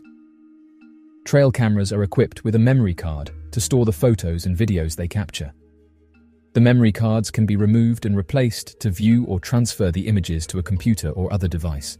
They are an excellent tool for studying wildlife and gaining insights into their behavior and habitat. Every so often, though, a trail camera captures something mysterious. This happened just recently when a trail camera captured a strange-looking creature standing next to a bear. We talked with the individual who posted the photograph who wishes to stay anonymous, and they said that the image was taken in northern Utah. They explained that they couldn't figure out what the creature was, and so posted it to various pages in order to try and get an answer. All this did was cause more confusion, as people couldn't work out what it was. One user said the following: "Many trail camera photographs are hard to study, as the object in question can sometimes be at a weird angle, and this makes it hard to work out the size of the creature. However, in this image we can clearly see that it's standing next to a bear and that it measures over twice the size of it. It's really hard to figure out what type of creature this could be." End quote. Others carried on and said that due to its size and shape, it matches the overall description of a large, hairy humanoid, also pointing out that Utah has been a hotspot for these creatures, with hikers and outdoorsmen who ventured out into the wilderness in and around Utah, saying that they've had several run-ins with these creatures. The user who posted the photograph said that they were part of a team that investigated Bigfoot sightings, and that throughout the years, the team got sent various images and videos of mysterious creatures, but noted that the majority of them could be explained. They said that this was one of the only ones that they struggled to explain. They further added that they were nervous to post the photograph as they didn't want to be ridiculed or have people think they were trying to prove the existence of Bigfoot. The poster said they just generally have no idea what this is and wanted to see if other people could explain it. Interestingly, for hundreds of years, mysterious humanoid creatures have been encountered across the United States, Canada, the United Kingdom, and Australia. One interesting story is that of the original Murfreesboro mud monster sighting. Considered to be one of the most peculiar sightings ever reported, the Murfreesboro mud monster was a humanoid creature that was mass-sighted and would eventually lead the police of the small town of Murfreesboro to conduct an official investigation into the beast to bring about some order to their small town. On the 25th of June, back in 1973, within the small town of Murfreesboro, Illinois, a young couple would claim to come face-to-face with a massive bipedal humanoid creature later referred to as the Murfreesboro mud monster. According to the young couple, their encounter happened sometime around midnight while they had been parked at the side of a river. The couple, a young man and young woman by the names of Randy Needham and Judy Johnson, claimed that they decided to stop their car at the end of 23rd Street, located in Riverside Park, in an area that gave them a clear view of the surface of the big muddy river. The reason for their late-night isolation was later explained by the couple as being a necessary precaution, as Judy's father had disapproved of the two dating, and so were unable to find a more public location to hang out. Although the exact time of the sighting is unknown, it's believed that the event occurred sometime between 12 to 1 in the morning, as the couple were listening to the radio and engaged in intimate action. As Judy Johnson and Randy Needham were in the middle of their interaction, the couple claimed to have heard what they described as a piercing roar, later detailed by Randy Needham as sounding somewhat similar to an eagle shrieking into a feedback microphone. The source of the sound appeared to have emanated from a nearby brush that rested only a few yards away from the vehicle near the side of the big muddy river. Scared that a large, dangerous wild animal was nearby, Randy Needham shut off the car radio while he and Judy Johnson glanced around the immediate area, looking for any signs of a creature. A few seconds later, the couple claimed that another loud shriek had been heard that was slightly similar to the first, and watched as the brushwood in front of their vehicle began to sway dramatically. Hoping to scare away the creature or to catch a better glimpse of it, Randy Needham immediately started his car and turned on the headlights. Within seconds, the creature exited from the brushwood and began rushing towards their vehicle. The couple would later describe the creature as having been a large bipedal ape-like creature that they would claim looked like an oversized gorilla. It walked on two legs and was estimated from a sitting position to have stood around 8 feet tall, with matted white hair and with spots of mud covering different sections of its body. As the creature walked closer to the vehicle, the couple claimed they could smell the scent of a foul, skunk-like odor. Fearing for their lives, Randy Needham immediately reversed his vehicle and drove out of the area, claiming that they narrowly escaped the monster. Once the couple made it back into the downtown area of Murfreesboro, Illinois, they entered into a heated debate on whether or not they should report the sighting to the local police. Judy Johnson at first refused to file a witness report, believing that it would lead to issues with her father, but was convinced by Randy Needham, who believed that the monster would soon attack other eyewitnesses. It would be at around 2 in the morning that the couple would decide to drive down to the Murfreesboro police station and report their sighting. Once Randy Needham and Judy Johnson arrived at the police station together, the couple immediately began filing a report with the former patrolman of the Murfreesboro police force, a man by the name of Ron Manwaring, who worked as a police chief for over several decades. According to Officer Ron Manwaring, the sighting had been described as an unknown creature sighting, with the beast having been compared to an oversized gorilla estimated to have been around 8 feet tall, with matted white hair that was streaked with mud. Although the officers were hesitant to believe the claims of the two young adults, they began to grow increasingly interested when they discovered that the couple was scared of both public ridicule and Judy's father finding out about their indiscretions. Additional reports of the Murfreesboro mud monster would be made by several police officers who were tasked with investigating the original sightings report of Randy Needham and Judy Johnson. Believing that Randy Needham and Judy Johnson were not playing a prank and had nothing to gain from the witness claims, the Murfreesboro Police Department would send 2 officers to investigate the claims further. The 2 responding officers, Merrill Lindsay and Jimmy Nash, were sent to the location of the sighting within minutes and arrived at the area of the supposed boat ramp in Riverside Park. Within a few minutes of investigating, Officer Jimmy Nash found a set of peculiar tracks that he described as being approximately 10 to 12 inches long and roughly 3 inches wide, following in a long line down the riverbank side pressed deep into the mud. However, before Officer Nash could investigate the tracks further, he would then report that he and his partner heard what they would later detail was a horrifyingly shrill screech emanating from close by. Believing that the creature was hiding in some nearby brush, waiting to attack, Officer Nash attempted to pull out his revolver, but dropped it in a panic and ran back to his police cruiser and left the scene of the sighting. When questioned about the sound, Nash claimed that the sound was the most hideous sound he had ever heard and had originated at an estimated distance of about 300 feet away from them. He said the following: "The most incredible shriek I've ever heard. It was in those bushes. It was no bobcat or screech owl. We hightailed it out of there." End quote. Officer Jimmy Nash and Officer Merrill Lindsay would return to the Murfreesboro police station, hoping to gather additional officers for backup before returning to the site. It would be at around this time that the officers would report the screech and their encounter with the unknown creature, sparking serious interest from the local law enforcement. At around 2 in the morning on the 26th of June, Officers Jimmy Nash and Merrill Lindsay would return to the area of their encounter alongside Officer Bob Scott and the original eyewitness Randy Needham. The four would soon discover several more tracks located near the muddy banks of the river, with impressions that appeared to originate from within the water and exit back into the water. Officer Merrill Lindsay would return to her patrol car to retrieve a camera for documenting the evidence, and the 3 others would stay in the area of the sighting, following the tracks down the riverbank. It was at around this time that the 3 men claimed to hear splashing in the river that sounded like a large creature walking in knee-deep water. Although they were unable to see anything in the water, the men would continue their search until they heard the same horrible scream that Officer Nash had reported earlier in the morning. The sudden scream caused the 3 men to run back to a patrol car, where they took the time to regain their composure and once again begin their search for the creature. For the next several hours, the men would claim to hear the same eerie splashing sound they believed to have been the large bipedal creature walking through the water, but would discover nothing. Their search would continue through the early morning until the sun rose. At around 7 in the morning, the group would end their search, believing that the monster had disappeared. On the 26th of June, roughly 14 hours since the end of the reported sightings of the Murfreesboro mud monster from the Murfreesboro Police Department, a 5-year-old boy by the name of Christian Barrell would claim to witness a monster with a similar description at around 10:30 in the evening. The story was so compelling and considered substantial evidence of a Sasquatch-like creature roaming the American countryside that the story would eventually be picked up by the New York Times.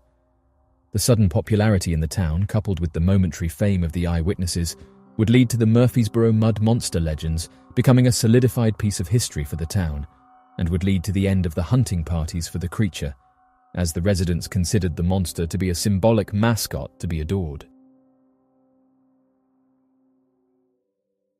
This mysterious photograph was just shared by Apes on Reddit. It was taken at the London Thames by the Naval College at 6 in the evening on the 27th of July. Oddly enough, this isn't the first time that something strange has been spotted moving around in the Thames. The River Thames, a historic waterway flowing through the heart of London, has been a subject of fascination and intrigue for centuries. Among the countless stories and tales associated with it, one of the most enduring is that of the River Thames monster, often referred to as the Thames Serpent. The story of the River Thames monster dates back to the 19th century, with accounts of an unidentified creature residing in the murky waters of the Thames. These narratives often depict a serpentine creature, usually large in size, with a long, slender body akin to an elongated eel or snake. The first recorded sighting was in 1873, when a man named William Cottrey claimed to have seen an enormous creature near the Isle of Dogs. The description was vivid, a creature with a rounded head, large eyes, and an elongated body that rose 2 meters above the water. Over the years, several other sightings have contributed to the monster's legend. In 2016, a video surfaced online showing a large, dark object moving through the water near the O2 Arena. The video, which quickly garnered millions of views, sparked renewed interest and speculation about the creature's existence. Yet, what could explain these sightings? One theory proposes that the creature might be a large species of eel. The European conger eel, for instance, can grow up to 3 meters long and is native to the Thames. Misidentification, especially of unusually large specimens, could potentially explain some of these sightings. Other suggestions have included an out-of-place marine mammal, such as a seal or dolphin, which have been known to occasionally visit the Thames. Their movements and behavior, when observed partially submerged or from a distance, might be mistaken for something more exotic or monstrous. Yet another hypothesis suggests that the sightings might be of large, non-native species inadvertently introduced into the Thames. This could range from released pets, like large snakes or monitor lizards, to marine species transported via ship ballast water. However, skepticism abounds in scientific circles about the Thames monster's existence. The lack of clear, irrefutable evidence, such as high-quality photographs, physical traces, or captured specimens, makes it hard to confirm the creature's identity definitively. Furthermore, the River Thames is one of the most studied and monitored waterways in the world, making it unlikely that a large, undiscovered species could remain hidden. Moreover, it's crucial to consider the role of psychology and social factors in monster sightings. Often people see what they expect or want to see, a phenomenon known as pareidolia. In the case of the River Thames monster, it's possible that ambiguous sightings get interpreted as more monstrous due to the existing folklore. Lastly, let's not underestimate the influence of the media and societal fascination with the unknown.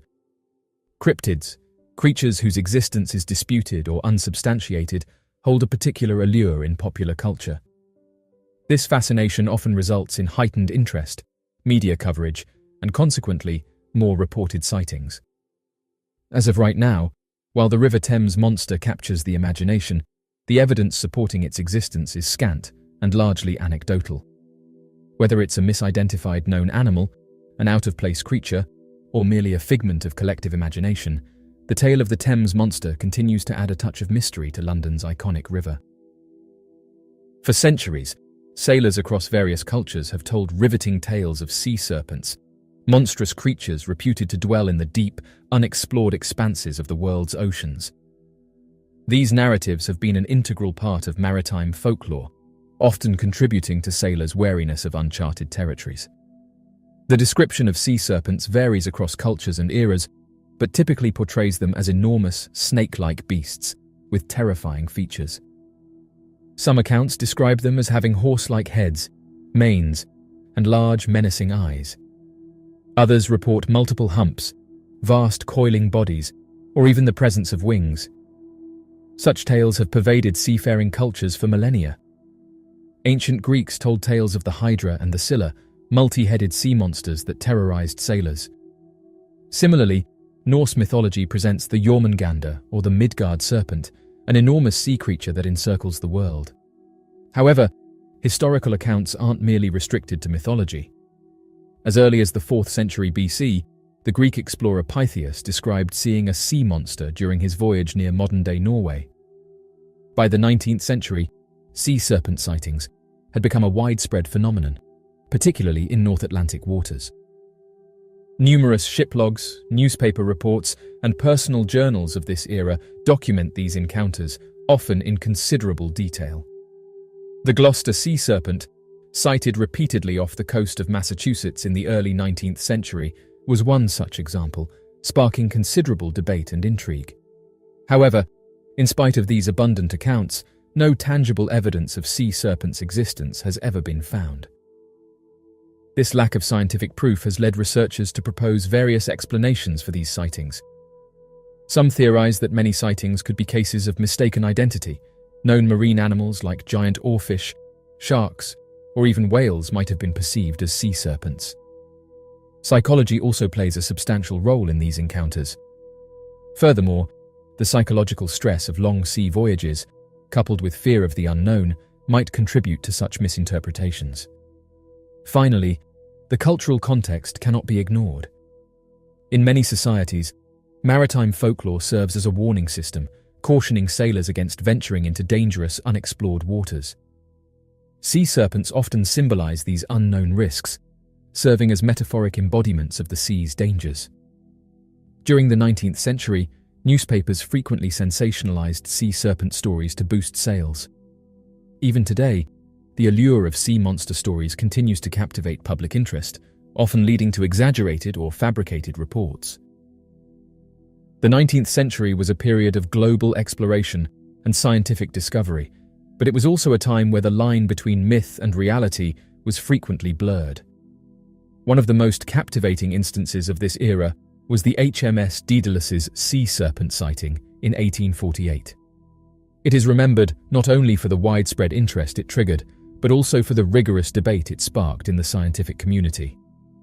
On August 6, 1848, HMS Daedalus, a British Royal Navy ship, was en route from the Cape of Good Hope to St. Helena in the South Atlantic, when Captain Peter McCue and his crew reported an encounter with a giant sea serpent. The creature, according to McKay, was approximately 60 feet in length, with a further 30 feet of its body seen coiling beneath the water's surface.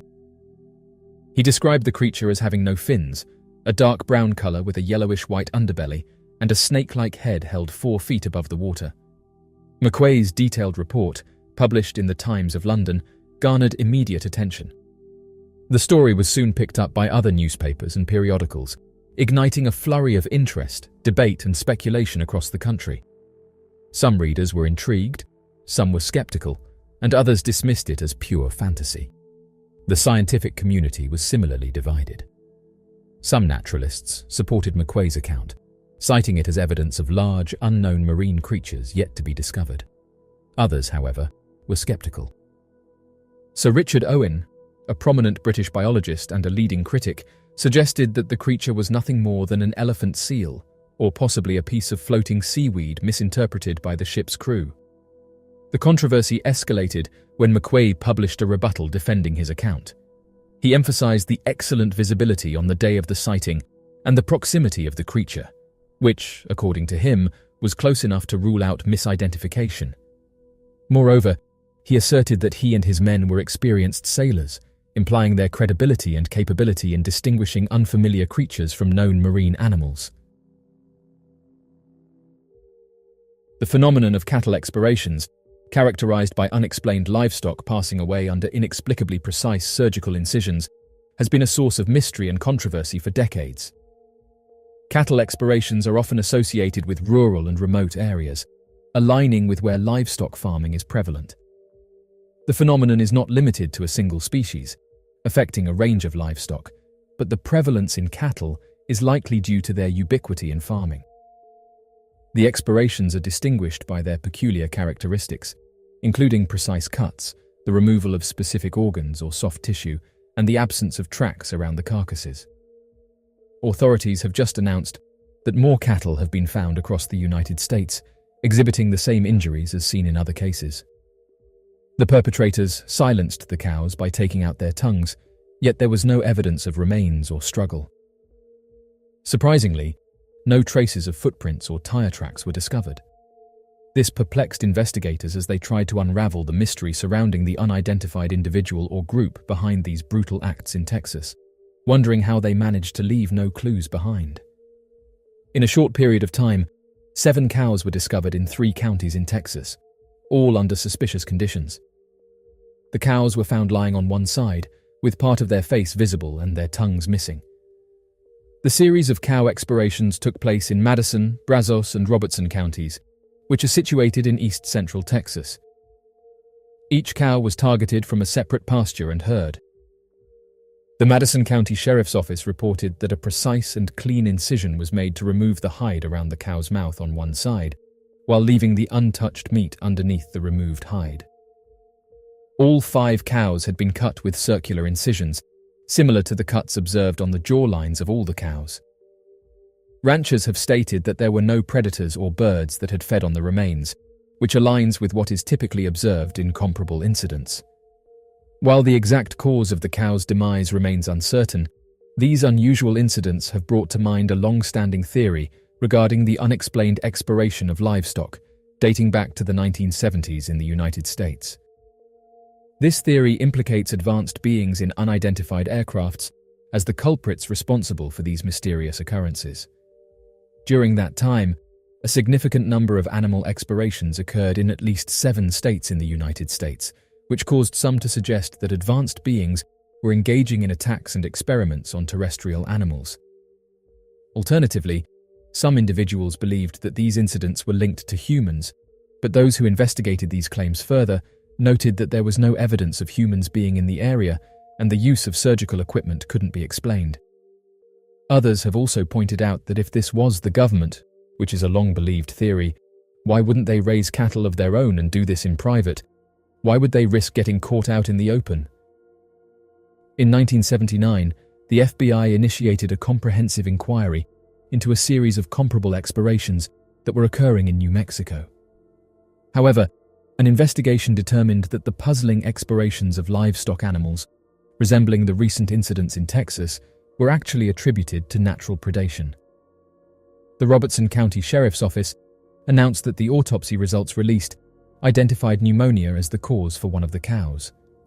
However, similar to the findings of the FBI's investigation, the report did not provide any explanation for the injuries sustained by the animal. The Madison County Sheriff's Department stated that they are actively collaborating with other agencies to investigate numerous similar incidents reported throughout the United States. Other ranchers nearby are anxious about the possibility of their cattle being taken out in the same manner. Mark Enlow, a resident of Madison County, resides in the same area where the cattle expirations occurred. He expressed his worry regarding the series of attacks that have taken place recently. He said that he currently has livestock located in close proximity to where these incidents of expirations have occurred, just a few miles away. He explained that he is actively vigilant, monitoring the area and conducting regular inspections throughout the day and night to detect any unusual activities. Enlow mentioned that his neighbor is implementing additional safety measures by installing surveillance cameras around his cattle as a precautionary measure in case he becomes a target in the future. Steve Cole, a close friend of Enlow's and also the Justice of the Peace in Madison County, is facing additional concerns. Recently, one of Cole's cows was discovered under suspicious circumstances, and to this day, no explanation has been given as to what happened. While the cow was not subjected to any surgical cuts, Cole remains uncertain whether these occurrences are interconnected. The Animal Legal Defense Fund is currently offering a reward of $5,000 in exchange for any valuable information that can assist in the identification, arrest, and conviction of the individuals involved in the unfortunate demise of these cows. As of right now, though, there's still many unanswered questions about who is behind these expirations. Oddly enough, some farmers have come forward and detailed that they've witnessed strange lights above their cattle, only to find them not moving the following morning. The phenomenon of unidentified objects, now commonly referred to as unidentified aerial phenomena, has sparked intrigue and skepticism in equal measure since the term was first coined in the 1950s. Rural areas, including pastures and farmland, provide the backdrop for a significant number of mysterious aircraft encounters. The solitude, low light pollution, and unobstructed sightlines typical of these environments may contribute to the prevalence of sightings. Furthermore, the rural backdrop contributes to the air of mystery surrounding these accounts. One of the most notable instances of a mysterious sighting above a farmland occurred back in 1979, when a Scottish farmer named Robert Taylor encountered a strange object in a woodland area near Livingston, West Lothian. The event, known as the Robert Taylor Incident, remains one of the most famous cases worldwide due to the physical evidence left behind, specifically imprints in the ground and damage to Taylor's clothing, elements not commonly associated with mysterious sightings. The American Midwest, with its expansive farmlands, is another hotspot for sightings. Notably, the mysterious case that happened in 1957 when multiple witnesses across small Texas towns reported seeing a brightly lit, egg-shaped object and experiencing unexplained vehicle disturbances. The reports were deemed credible due to the independent yet consistent descriptions of the event. Analyzing why mysterious aircrafts appear above farmland has sparked several theories, many of which draw on the characteristics of rural life. One postulates that advanced life may be studying agricultural practices, a crucial aspect of human civilization. Another theory suggests that mysterious aircrafts utilize remote areas to avoid detection and limit interaction with human populations. A strategic move if one assumes these sightings are driven by observational or exploratory intentions. Despite the intrigue and anecdotal accounts, skepticism remains. Critics argue that misinterpretations of natural or man-made phenomena, like aircraft, drones, or even meteorological events, are often mistaken for unidentified aircrafts. Scientific investigations often lean towards debunking such sightings or attributing them to explainable occurrences. Yet, some cases remain unresolved, keeping the door open to the possibility that something unknown may be involved. As mentioned, in the 1970s, ranchers across the nation started noticing an unusual phenomenon. They discovered their livestock, specifically cows, expired under mysterious circumstances. Historian Michael J. Goldman delved into this perplexing situation and said that these incidents were unrelated to mysterious aircrafts. According to Goldman, the occurrences of cattle expirations started in 1973, primarily in the western and midwestern regions. These incidents were mainly reported by small-scale ranchers. Upon investigation by local law enforcement, it was commonly discovered that various parts of the cow had been removed with precise surgical precision. Newspaper reports indicate that by the end of the decade, over 10,000 of these occurrences had taken place. There have been suggestions from certain sources indicating that the expirations could potentially be linked to a covert government initiative aimed at conducting trials for biological weapons. There were various speculations in the news regarding the involvement of mysterious aircrafts, but among ranchers, the prevailing belief was that the government was involved. Some individuals proposed that the livestock expirations were linked to a covert government initiative testing biological weapons. Additionally, there were accounts of unmarked helicopters observed near the locations of these incidents, with some ranchers even claiming to have been pursued by these aircraft. In a few instances, outraged ranchers took action and fired at government helicopters.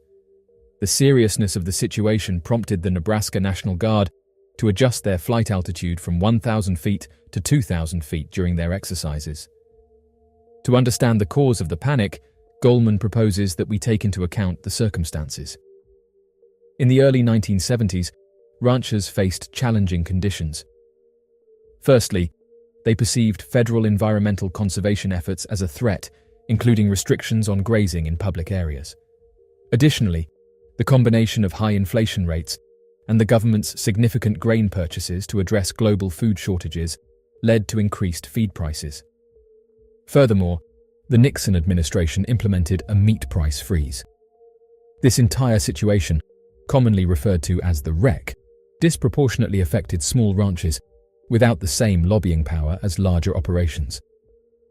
When organizations like the Colorado Bureau of Investigation investigated the instances of cattle expirations and discovered no evidence of human participation, certain ranchers began to suspect that it might be another instance of governmental wrongdoing. In reality, the notion of government involvement was not entirely unreasonable. Considering that the army unintentionally caused the passing of over 4,500 sheep during nerve agent testing in Utah in 1968 and only admitted responsibility in 1998, there is historical precedent for such suspicions.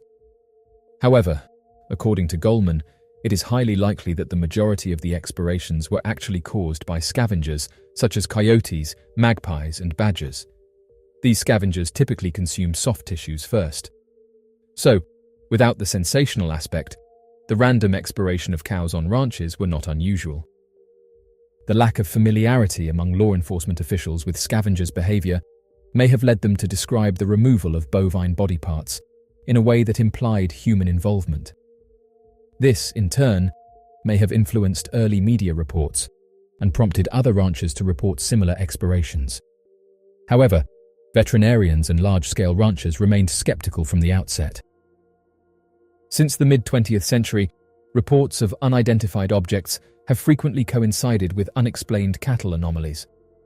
The latter typically manifest as cattle expirations, where livestock are found deceased with inexplicable surgical precision in their injuries, and a seeming disregard for natural predation or human foul play. The geographical correlation between cattle and mysterious sightings is noteworthy. Many unexplained aircraft encounters occur in rural and remote areas, where large herds of cattle are often found. These areas provide both the solitude and unobstructed sightlines favorable for unidentified sightings. The overlap might suggest a connection, although it could also merely be a consequence of incidental geography. The prevalent theory to explain this connection posits that advanced beings may be conducting biological experiments or research on Earth's fauna, with cattle serving as convenient, widespread, and relatively isolated test subjects. Cattle, being a crucial part of human agriculture and diet, would offer advanced civilizations valuable insights into Earth's biosphere and human society. Moreover, the specific nature of the expirations, often characterized by the removal of soft tissue and the draining of fluids, suggests a level of scientific investigation. However, these unexplained phenomena often ignore conventional wisdom about the handling of biological specimens. For instance, the absence of blood at the scene is often reported, an anomaly that fuels the advanced hypothesis yet contradicts known methods of biological sampling. This theory, while intriguing, is not without criticism. Skeptics argue that the expirations could be the result of natural predation or scavenging, misinterpreted due to the absence of traditional wildlife marks. Additionally, the reported precision of the expirations could be inflated by sensationalism or misperception, and the lack of remains may be attributable to common post-mortem processes. Farmers residing in the town of Tambola, located within the municipality of Atlahulco, Mexico, have united in expressing their collective grievances concerning the alarming surge of attacks on their valuable livestock, mainly consisting of sheep and goats. The perpetrators responsible for these incidents remain unidentified, causing great distress and concern within the local community. In the unfortunate instances observed, the animals exhibit the presence of two distinct and profound puncture marks in their neck region. It's important to note that the affected creatures also had their eyes removed. In examining the injuries sustained by the goats and sheep, it becomes apparent that they do not match the usual characteristics of attacks carried out by familiar predators in the area. Furthermore, it is noteworthy that no attempt was made to consume the deceased animals. According to the unanimous consensus among local residents, the responsible entity for the recent mysterious animal attacks is believed to be the chupacabra, a legendary creature renowned for its purported ability to puncture the necks of animals using its long and sharp fangs, subsequently indulging in a feast. While official records acknowledge the demise of 8 animals in the last week, certain sources suggest that the actual toll might be significantly higher, with reports indicating the possibility of multiple dozens of casualties. According to a resident of the neighboring town, there is a growing concern among the community due to the presence of small livestock and the rumors surrounding the mysterious culprit, often attributed to be a chupacabra. Recollecting a similar incident that occurred a few years ago, the resident recalls how the situation eventually came to a halt. According to his account, the government officials conducted a meticulous and extensive investigation into the matter, leaving no stone unturned. They put forth the hypothesis that the perpetrator behind these incidents could potentially belong to the feline family, hinting at the existence of a predatory cat species in the area. However, despite their earnest efforts, no concrete evidence was unearthed to substantiate this claim. In addition, there was another assumption circulating among the locals, suggesting that certain individuals, possibly bandits, were covertly infiltrating the vicinity under the cover of darkness, extracting blood from animals, and subsequently engaging in the dubious act of selling it for undisclosed motives. However, it is crucial to note that no substantiating evidence could be found to support this. In the meantime, it has been reported by local residents that comparable peculiar attacks on goats and sheep took place in the adjacent towns of Capultitla and Aitepec during the previous year. It is particularly intriguing to note that the individuals who own the deceased animals in Tambola reported that all the attacks did not take place during the night, but rather in broad daylight. They observed that their animals were alive in the morning, but by the afternoon they had tragically passed away. This phenomenon raises several important questions and warrants a more comprehensive examination of the circumstances surrounding these perplexing incidents. Daytime assaults are particularly uncommon for both felines and canines, exhibiting behavior that deviates significantly from their usual patterns. Farmers, deeply concerned about the imminent threat to the safety of their communities, are urgently appealing to the authorities for intervention and apprehension of the unidentified marauder. This mysterious predator's potential to inflict harm on humans has raised alarm, compelling farmers to take precautionary measures. In response, they have meticulously confined all their goats and sheep within secure enclosures, equipped with strategically placed lanterns that illuminate the surroundings throughout the night, thereby thwarting any potential attacks. Oddly enough, this isn't the first time that these incidents have been reported. Going back a few years ago, in the serene town of Atlahulco, nestled deep within the heart of Veracruz, Mexico, there lived a farmer named Ramon. He had spent his entire life cultivating the fertile lands passed down through generations, tending to his flock of sheep and nurturing a profound connection with nature. One morning, as he set out to check on his sheep grazing in the picturesque meadows, a sense of unease settled upon him. His faithful dog, Panchito, sensed that something was wrong. As they approached the pasture, Ramon's heart sank at the eerie sight that greeted them. There, beneath the sprawling oak trees and the soft, dewy grass, lay 12 of his sheep, lifeless and still. What struck Ramon with dread were the peculiar puncture wounds that marred their bodies. Each sheep bore a single, precise hole in its neck, as though they had been drained of their very essence. A sense of foreboding gripped Ramon as he inspected the sheep more closely. The puncture wounds were unlike anything he had ever seen, almost surgical in their precision. Panic gripped him as he realized that these unexplained expirations could spell ruin for his livelihood. Desperate for answers, the farmer sought the counsel of Don Carlos, a wise elder of Atlahuilco, known for his knowledge of the land's secrets. He listened to Ramon's tale, his eyes betraying a glimmer of concern. He shared stories of ancient legends, tales of strange occurrences that had been whispered around campfires for generations. According to local law, Atlahuilco had long been considered a mystical place, where the boundaries between the earthly and the otherworldly often blurred. Legends spoke of mysterious creatures that roamed the dense forests and of strange lights that danced in the night sky. Some said that the hills concealed hidden portals to realms beyond human comprehension. Don Carlos, however, could not offer a definitive explanation for the puncture wounds on Ramon's sheep. He suggested that they consult Don Ignacio, a veterinarian renowned for his expertise with livestock. Dr. Ignacio arrived at the farm, bearing an air of professionalism and an array of sophisticated instruments. He examined the lifeless sheep with meticulous care. After a thorough investigation, he concluded that the wounds were indeed peculiar. The precision of the punctures suggested that no common predator or disease had caused their deaths.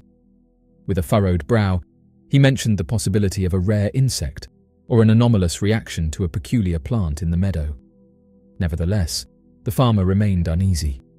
He knew his land and his animals like the back of his hand, and something about this explanation didn't sit right.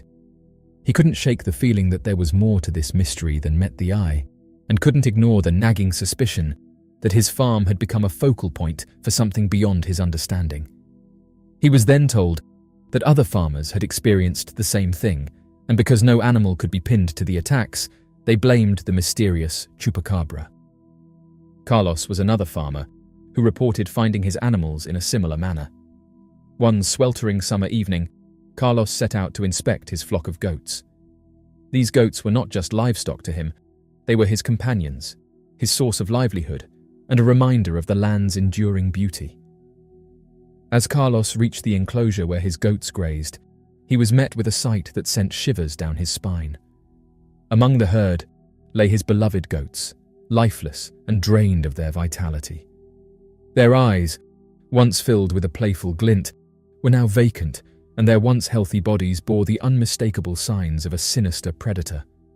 Carlos's heart raced as he observed the gruesome scene. The goats displayed strange puncture wounds on their necks, and their blood had been drained with a precision that defied explanation. Fear gnawed at his insides, and he knew that this was no ordinary predator. His mind raced with tales he had heard from his ancestors, stories of a creature that haunted the countryside, a creature known as the chupacabra.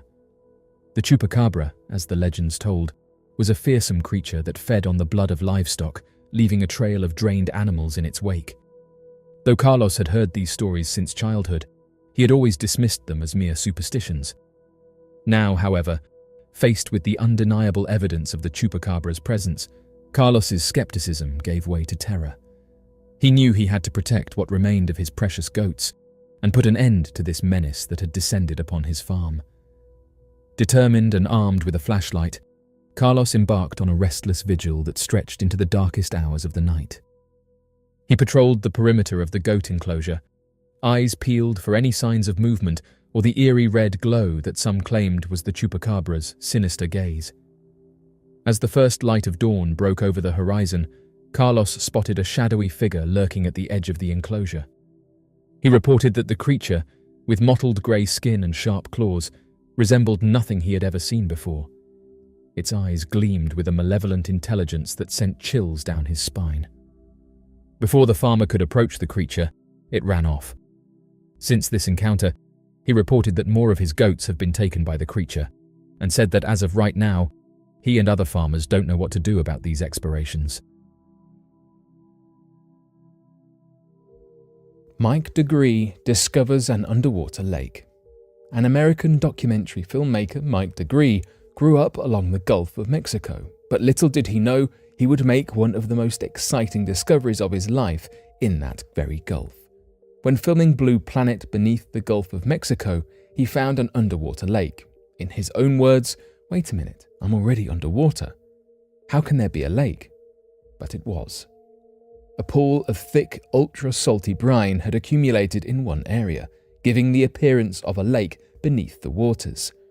This dense lake is so salty, in fact 5 times more so than the surrounding area, that only microscopic life is capable of living within. The shore of this underwater lake is lined with mollusks and crustaceans. On the other side of the mussels, Brgh explains, nothing, mud, it's fantastic. Perhaps the most interesting quality of the undersea brine lake is that submarines practically bounce off it instead of moving through it due to how dense it is. Brgh explained that he and his crew tried to descend into the lake, but upon making contact, reported that the liquid was so incredibly dense that the submersible bounced off the surface. He was intrigued by this discovery and wanted to explore further, revealing that a whole new world could be beneath this dense lake. Brgh is quoted as saying the following, "Without a doubt, one of the most amazing things I've ever seen at the bottom of the ocean was while I was filming for Blue Planet. It was in the Gulf of Mexico. I noticed something out in the distance, but couldn't tell what it was. It looked like a dark band. As we approached the dark band, it became a donut. I saw this donut and it was black in the center. As we got closer and closer to it, I noticed that the black band had what looked like steam over it, but there was water flapping against the shore. This band was a ring of mussels. Inside the ring of mussels was a lake. We went over the water and tried to descend it and bounced off it. The submarine couldn't go inside. We literally bounced off it. I have never seen anything like it." Huge lake discovered 15 kilometers under a volcano. In an international effort comprised of scientists from Bristol, Germany, France, Canada and Wales, a huge body of water has been discovered 15 kilometers under an inactive volcano in Bolivia. Like Lake Superior, the water found was mixed with partially dissolved molten rock at a staggering temperature of 1,000 degrees Celsius. Researchers part of the group who discovered the lake describe how the Bolivian Altiplano is an area rich in volcanic history spanning 10 million years. However, currently all volcanoes in the vicinity are dormant, making them safe to explore. The inquiry into what lay beneath this volcano's surface came after discovering that the Altiplano region of Peru sits above a geophysical anomaly 16 kilometers below the Earth's surface. Further analysis showed that this anomaly has a volume of approximately 1.5 million cubic kilometers and characteristics such as reduced seismic activity, but also higher speeds and frequencies of electrical conductivity. As such, scientists were led to believe that molten rock could be a mass below the volcano. After discovering that this was indeed the case in 2016, they also think this could be a phenomenon existing under other volcanoes too. If they are right, in finding these hidden lakes, it would help further inform them of how and why volcanoes erupt.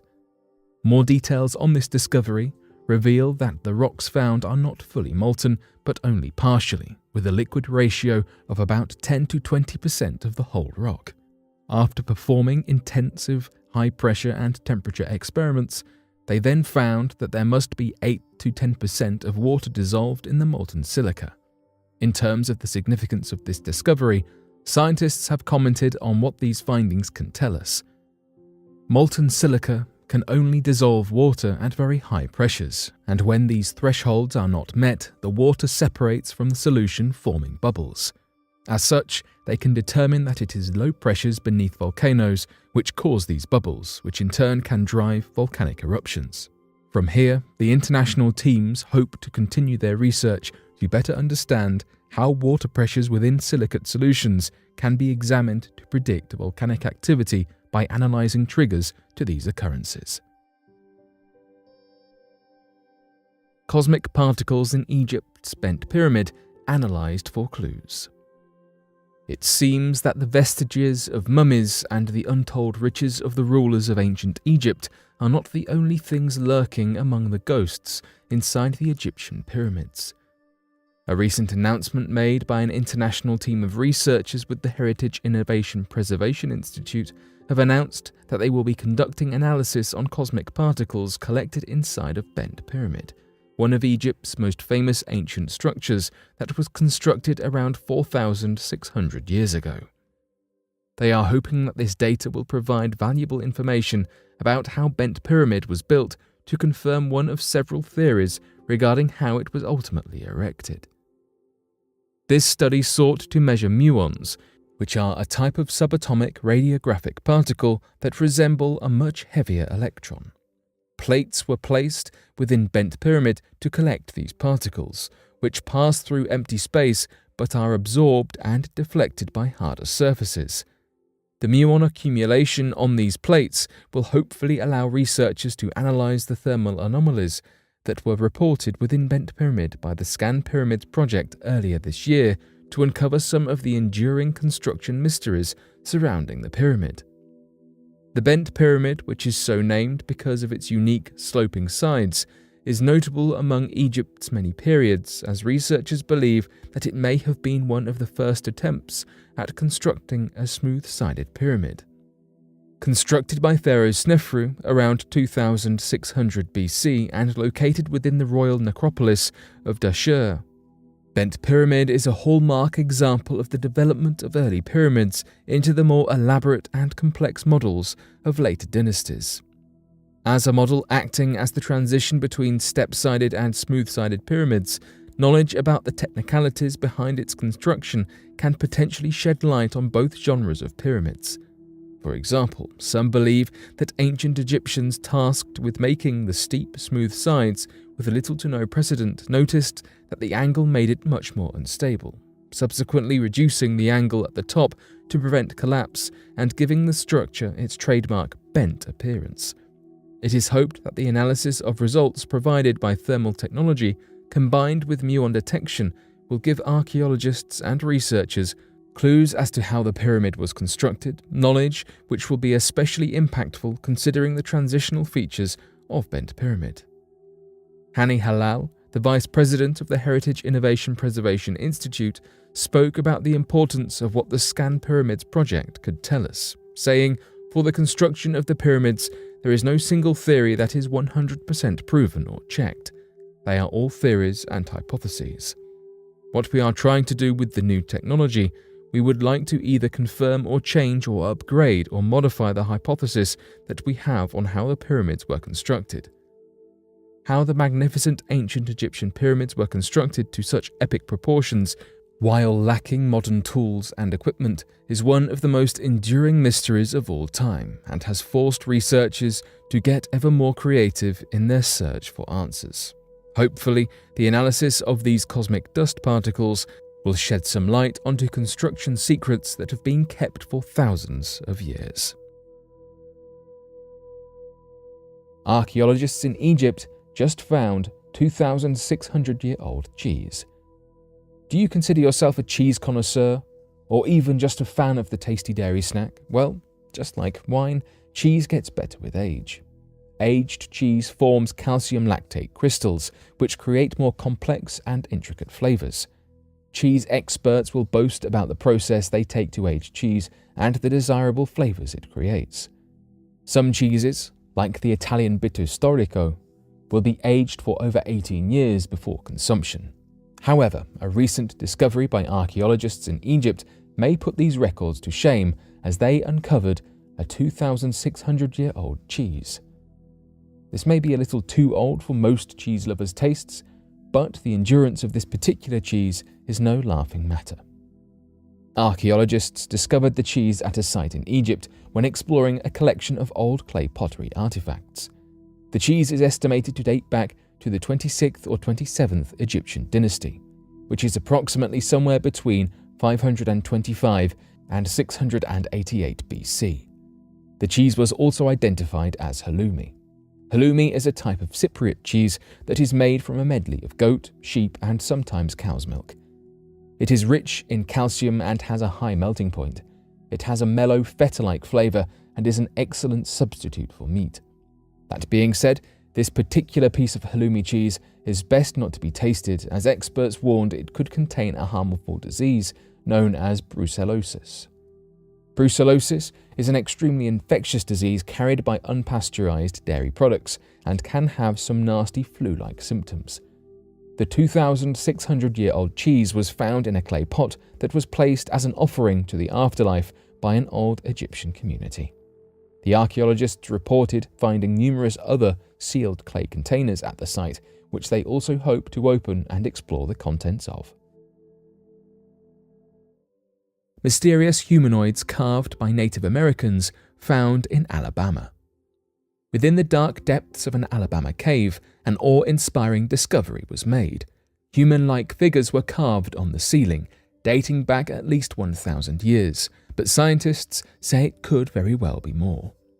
Archaeologists think that these strange humanoid depictions could be paintings of supernatural beings from another realm. The figures may symbolize beings of the supernatural world whose names have been misplaced or forgotten by the sands of time. The humanoids are tall and long, and although some of them resemble humans, something feels off about them. Those who have seen them claim that they get a strange sensation of the uncanny valley. The discovery of these ancient cave paintings is the largest such discovery in Northern America. The Journal of Antiquity, which wrote about these findings, claims that some of these figures exceed 6 feet in length. They have square shoulders and are dressed in detailed clothing adorning some sort of headgear. Furthermore, they are painted to look right at the person observing them. Such traits make many archaeologists believe that they are indeed non-human creatures. The cave is covered with ancient glyphs carved all around its walls and ceiling. The glyphs are painted with mud, and researchers believe the findings could reveal much about the ancient traditions of the southeastern Native Americans that once lived there. Archaeologist Jan Simek has stated, "We know that Native Americans over a very wide area have certain ideas in their religious concepts that they share. They believe in a tiered universe. They believe that there were these spirit worlds all around them that permeate the natural world, even though you couldn't see them." Simek worked alongside Alvarez and Alan Kressler, two brilliant photographers. The discovery and capture of their images took many months for them to obtain. Alvarez and Alan Kressler struggled to take quality photographs of the painted ceiling because of how close it was to the ground. The angles were far from ideal. The first photographs of the glyphs taken by Alvarez were incredibly faint. It took them a long time, over a month, to gain the required footage for the task. According to Alvarez, "I feel like there are stories that get entrusted to me. That was the motivation behind doing all the work." The team gathered 16,000 images and videos in order to successfully map out the ceiling in all its glory. Alvarez claims that they knelt and stooped for hours on end every day, greatly exerting themselves physically to complete their project. Archaeologists have deemed these figures anthropomorphs.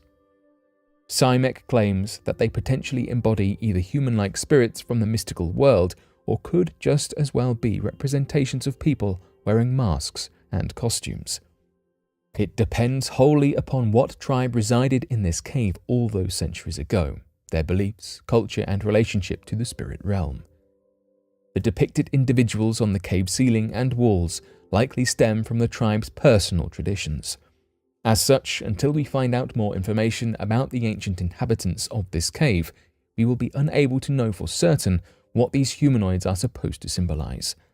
Simek believes they clearly represent a character or a set of characters that we've never seen before. University of South Alabama's Professor of Native American Studies, Philip Carr, has praised the research despite being uninvolved in the findings. However, he does question are these figures related to the underworld? If so, what was the relationship of the people who drew them to those beings of the underworld? It's believed that the cave was inhabited somewhere between 1,000 and 1,500 years ago. Simek explains that there is a significant lack of records when it comes to that far back in time.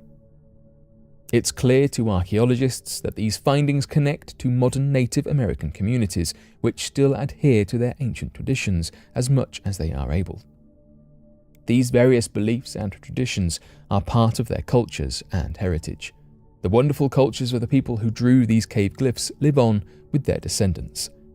In Simek's own words, archaeology is not always about the dead. Mysterious sinkholes of Mount Baldy. The Mount Baldy, Indiana Dunes National Lakeshore is home to a rather great mystery. Whilst the public can enjoy the trails and the beachfront, this national park has seen some restrictions in somewhat recent years. The Mount Baldy Dunes closed, and have remained closed, since some unusual activities were detected. We are still no closer to figuring out precisely what was going on. Mount Baldy is home to some peculiar sinkholes that seemingly appear and disappear, though we have no idea why. When geologist Erin Arguland first began to study this in 2013, she described it as what happens to be a new geological phenomenon. Of course, Arguland was not the only expert to search for answers out in these dunes. For months, plenty of experts took to the sands, searching for clues and hints. The holes that were forming typically measured to approximately a foot in diameter and last only a single day. Their fleeting, temporary nature was thanks to them refilling with sand, naturally within a day's time. It's unclear just how dangerous the holes in these dunes may be to visitors, and so the areas are restricted in the interest of public safety. Those who were researching, experts and investigators, took many efforts and approaches with ground-penetrating radar, specialized GPS devices, and other similar tools being employed to look beneath the surface and try to find the answers to what is going on. Unfortunately, it took tragedy to strike for this geological mystery to be uncovered. Arguland was in Mount Baldy roughly midway through the July of 2013, carrying out unrelated research at the base of the dunes, when she heard frantic screams. A couple, understandably highly distressed, were pointing at the ground, saying their young 6-year-old son had been swallowed by the dunes. The rescue crews were able to get to the site, though the young boy was buried for 3 hours under 11 feet of sediment. The boy, Nathan Wosner, was in a coma but ultimately survived. Not only was this event highly traumatic for those involved, but it did not make much scientific geological sense. There should, in theory, be no holes within sand dunes, as the sand leaves no space for air. By that understanding, this event should not have been able to happen. Arguland said, "I couldn't help in the moment, so now I have to do what I can to learn why this is happening. Though the dunes still remain closed to the public, we are still not sure why and how these holes are appearing. One theory suggests that the holes are a result of decaying trees. The human activity and subsequent erosion is then pushing trees into the dunes, where they are buried, begin to rot, and then create the holes. This is still just a theory, however. The reports and questions surrounding the sinkholes first came in at a time when no other national parks were reporting similar scenarios. Even the term sinkhole is misleading, as it is certainly distinct from those we see more commonly. This might be a question that we never quite know the answer to, as we never quite uncover the truth behind this sinkhole phenomena. Ocean forests found twice the size of India. We are all familiar with the tree-top canopies up above the surface, but what you might be less aware of are the underwater forest worlds, some of which are truly thriving. When we look below the surface, we see a great stretch of forests, made of vast depths of kelp and seaweed. More recently, we have uncovered that these underwater wonderlands are much bigger and span far further than we ever realized. Few of these underwater forests even have names. These wonderful forests have created beautiful homes for marine life, helping to protect many species lying under the sea. One of these underwater forests is the Great African Sea Forest, which sits just off the southern coastline of Africa, and another is the Great Southern Reef, following the south of Australia. These are just a couple of the sea forests which we have named, but so many more stretch beneath the surface of the oceans. It is this new research that has shed a light on just how impressive these kelp and seaweed worlds are, even revealing some are more than twice the size of India. However, these underwater sea forests do indeed have something in common with those up on the surface. They too are struggling as a result of climate change and marine heat waves. Unlocking the knowledge of more plants that could quickly grow and store carbon could be a huge way to help combat the climate crisis. They are formed mostly of seaweeds, which are one type of algae. Just like the plants up on the surface, they grow through photosynthesis, converting the sunlight into energy whilst also taking in and storing some carbon dioxide. As far as we are aware, seaweed is one of the fastest growing plants on the planet. However, we are not able to measure these spaces with satellites thanks to the depths that these forests reach down to. Instead, research primarily uses underwater records spanning scientific journals, reports, and other literature. Even without easy access to global records, we are still able to develop our understanding of these areas and the good they are doing for our planet. X-rays coming from Pluto. In school, everyone learned about the planets in our solar system, and though many people probably cannot recite them all by heart, they likely remember most of them. While Pluto is no longer considered a planet, there are still plenty of discoveries to be made. In fact, a team of researchers discovered that there are X-rays coming from Pluto. Kerry Leese, the leader of the study that discovered the X-ray emission, said, "We've just detected for the first time X-rays coming from an object in our Kuiper belt and learned that Pluto is interacting with the solar wind in an unexpected and energetic fashion." The team used data compiled by NASA's Chandra X-ray Observatory. The observatory pointed at Pluto 4 times from February 2014 to August 2015 and detected low-energy photons of X-ray light. One question might be, could not Pluto's atmosphere simply be reflecting X-rays from the Sun? However, that is not the case. If these X-rays were bouncing off Pluto from the Sun, they would have a temperature of 7 million Kelvin, but they do not. More likely, the X-rays are a result of the way in which Pluto's atmosphere is interacting with solar winds. As the solar wind passes Pluto's atmosphere, Pluto's oxygen, carbon, and nitrogen could be interacting with some of the solar wind's photons, leading to the perceived X-ray emissions. This explanation is interesting for a few reasons. First, this discovery could change the way that scientists look at X-ray emissions in space. Chandra's findings support a new perspective on and explanation for celestial X-ray emissions that could possibly explain the presence of X-rays throughout our universe. Secondly, if the X-ray emissions are being caused by the interaction of the solar wind and particles from Pluto's atmosphere, its atmosphere could be deteriorating. Theoretically, as the solar wind pulls more and more particles from Pluto's atmosphere, it could be eating and wearing away at it. Although the true cause of the X-ray emissions may still be unknown, further research into Pluto and its surrounding atmosphere will tell us more. Such a discovery reminds us that if we look hard enough, every celestial body, whether they are a planet or not, can tell us about our universe.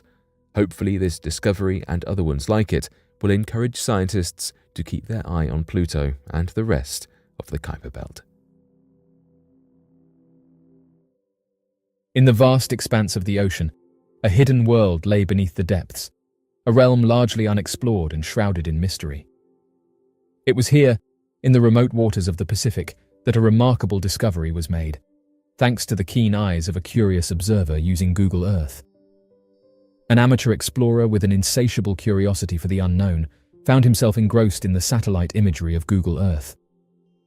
He spent countless hours navigating the virtual globe, seeking hidden treasures and anomalies that would ignite his sense of wonder. As he pored over the imagery of the Pacific Ocean, his gaze fixated on a remote section, far from any human settlement. An enormous object caught his attention. He He described it as a massive structure nestled on the ocean floor, its size and shape defying explanation. Intrigued, he couldn't shake the feeling that he had stumbled upon something truly significant. He decided to share it on social media so others could look at it. Driven by his curiosity, he wanted to know what this strange object was and how it was able to change direction on the ocean floor.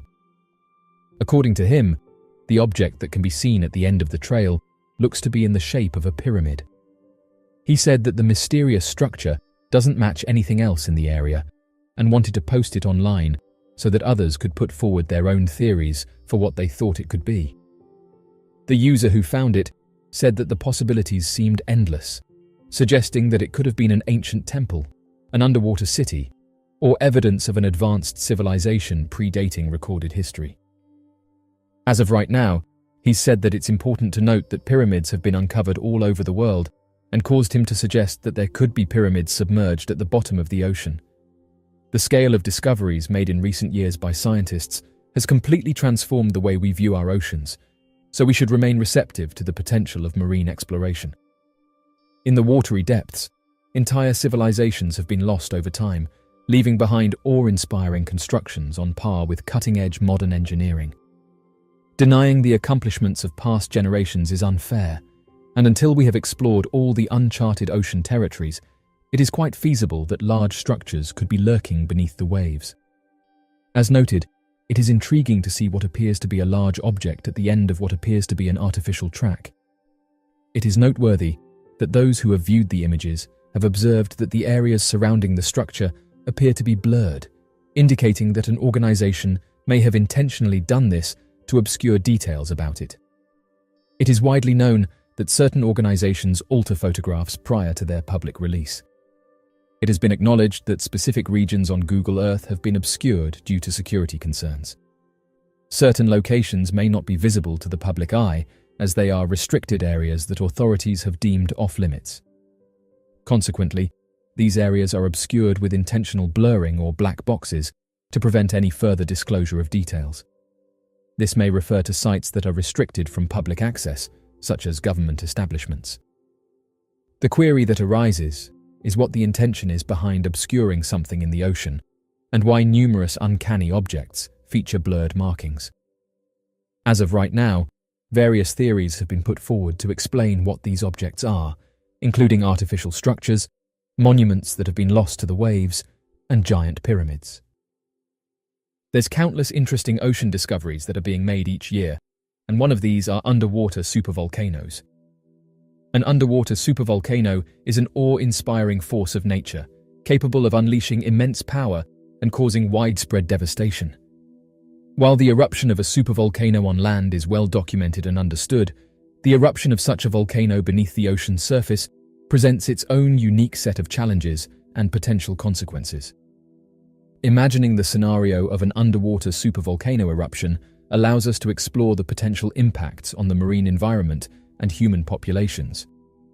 Firstly, an underwater supervolcano eruption would release an enormous amount of magma, gases, and volcanic ash into the surrounding water column.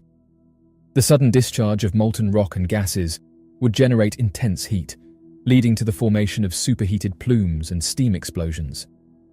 These powerful eruptions would create a turbulent and hazardous environment for marine life. The immediate impact on marine ecosystems would be devastating. The release of volcanic ash and gases, such as sulfur dioxide, would lead to acidification of the surrounding waters.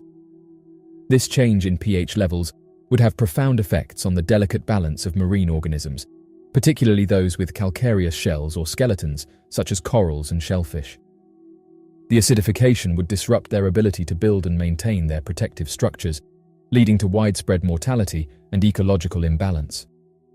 Furthermore, the rapid injection of volcanic material into the ocean would cause a sudden increase in water temperature. This rise in temperature would create thermal stress, potentially causing mass bleaching of coral reefs and the death of other sensitive marine organisms. The subsequent decline in biodiversity could have cascading effects throughout the food chain, impacting the abundance and distribution of marine species. The eruption of an underwater supervolcano would also release large quantities of volcanic ash into the atmosphere. Unlike ash from land-based eruptions, which can settle relatively close to the source, ash from underwater eruptions would disperse over vast distances, carried by ocean currents and atmospheric winds. This ash can pose a significant threat to human health, as fine particulate matter can cause respiratory problems, visibility issues, and potential air traffic disruptions. In addition to the immediate effects on marine ecosystems and human health, an underwater supervolcano eruption would have broader environmental consequences. The release of gases, including sulfur dioxide, into the atmosphere would lead to the formation of aerosols and sulfuric acid clouds. These clouds would reflect sunlight back into space, resulting in a temporary cooling effect on the Earth's surface. This phenomenon, known as volcanic winter, can lead to a decrease in global temperatures and altered weather patterns. The long-term effects of an underwater supervolcano eruption on climate would depend on the scale and duration of the eruption. Large-scale eruptions have the potential to inject significant amounts of sulfur dioxide into the atmosphere, which can persist for months or even years. The resulting cooling effect could disrupt agricultural practices, leading to crop failures and food shortages. Changes in precipitation patterns could also impact water resources and alter the distribution of ecosystems worldwide. Societal impacts would be significant in the aftermath of an underwater supervolcano eruption. Coastal communities located near the eruption site would face immediate dangers, including tsunamis generated by the displacement of water and potential pyroclastic flows. The destruction of marine habitats and fisheries could have severe economic consequences for communities dependent on ocean resources. International cooperation and preparedness would be essential to mitigate the impacts of an underwater supervolcano eruption. Monitoring systems capable of detecting precursory signs of volcanic activity would be critical for issuing timely warnings and evacuating vulnerable populations. Collaborative efforts in disaster response, scientific research, and the development of resilient strategies would be crucial to address the complex challenges posed by such an event. The ocean, covering approximately 71% of the Earth's surface, is a vast and mysterious realm that holds countless wonders waiting to be discovered. Despite centuries of exploration and scientific advancements, much of the ocean remains unexplored, hiding secrets and surprises in its depths. Understanding the extent of unexplored areas is a complex task, but current knowledge and ongoing research suggest that a significant portion of the ocean remains unknown to us. One of the key factors contributing to the ocean's unexplored nature is its immense size. The ocean encompasses 5 major basins: the Atlantic, Pacific, Indian, Southern, and Arctic Oceans. Each of these basins is vast, with depths ranging from a few meters in coastal areas to several kilometers in the open ocean. The combined area of these basins, including their numerous underwater mountain ranges, trenches, and abyssal plains, presents an enormous challenge for comprehensive exploration. Furthermore, the ocean's extreme depths pose significant technological and logistical hurdles. The pressure and darkness in the deep sea demand specialized equipment and vehicles capable of withstanding tremendous pressures and providing adequate lighting for observation. Deep-sea exploration requires submersibles, remotely operated vehicles, and autonomous underwater vehicles to access and study the abyssal depths, where conditions are harsh and environments are largely unexplored. To date, the majority of human exploration has focused on the relatively shallow coastal areas and continental shelves. These regions are more accessible and provide valuable resources for human populations, such as fisheries and mineral deposits. However, as the depth increases beyond the continental shelves into the abyssal plains and trenches, the challenges multiply, and our knowledge becomes progressively limited. The Mariana Trench, located in the western Pacific Ocean, is a prime example of an unexplored region. It is the deepest part of the world's oceans, reaching depths of over 10,900 meters, or 35,800 feet. In addition to depth, the ocean's vastness and remoteness further contribute to its unexplored nature. Large areas, such as the Southern Ocean surrounding Antarctica, remain largely inaccessible due to extreme weather conditions, sea ice, and isolation. These regions present formidable challenges to researchers and limit opportunities for extensive exploration. Advancements in technology have allowed scientists to explore the ocean more extensively in recent years. Sophisticated sonar systems, satellite imaging, and improved underwater robotics have enhanced our ability to map the seafloor and gather data remotely. However, these technologies are limited in their capacity to provide detailed information about specific habitats, ecosystems, and the myriad species that inhabit them.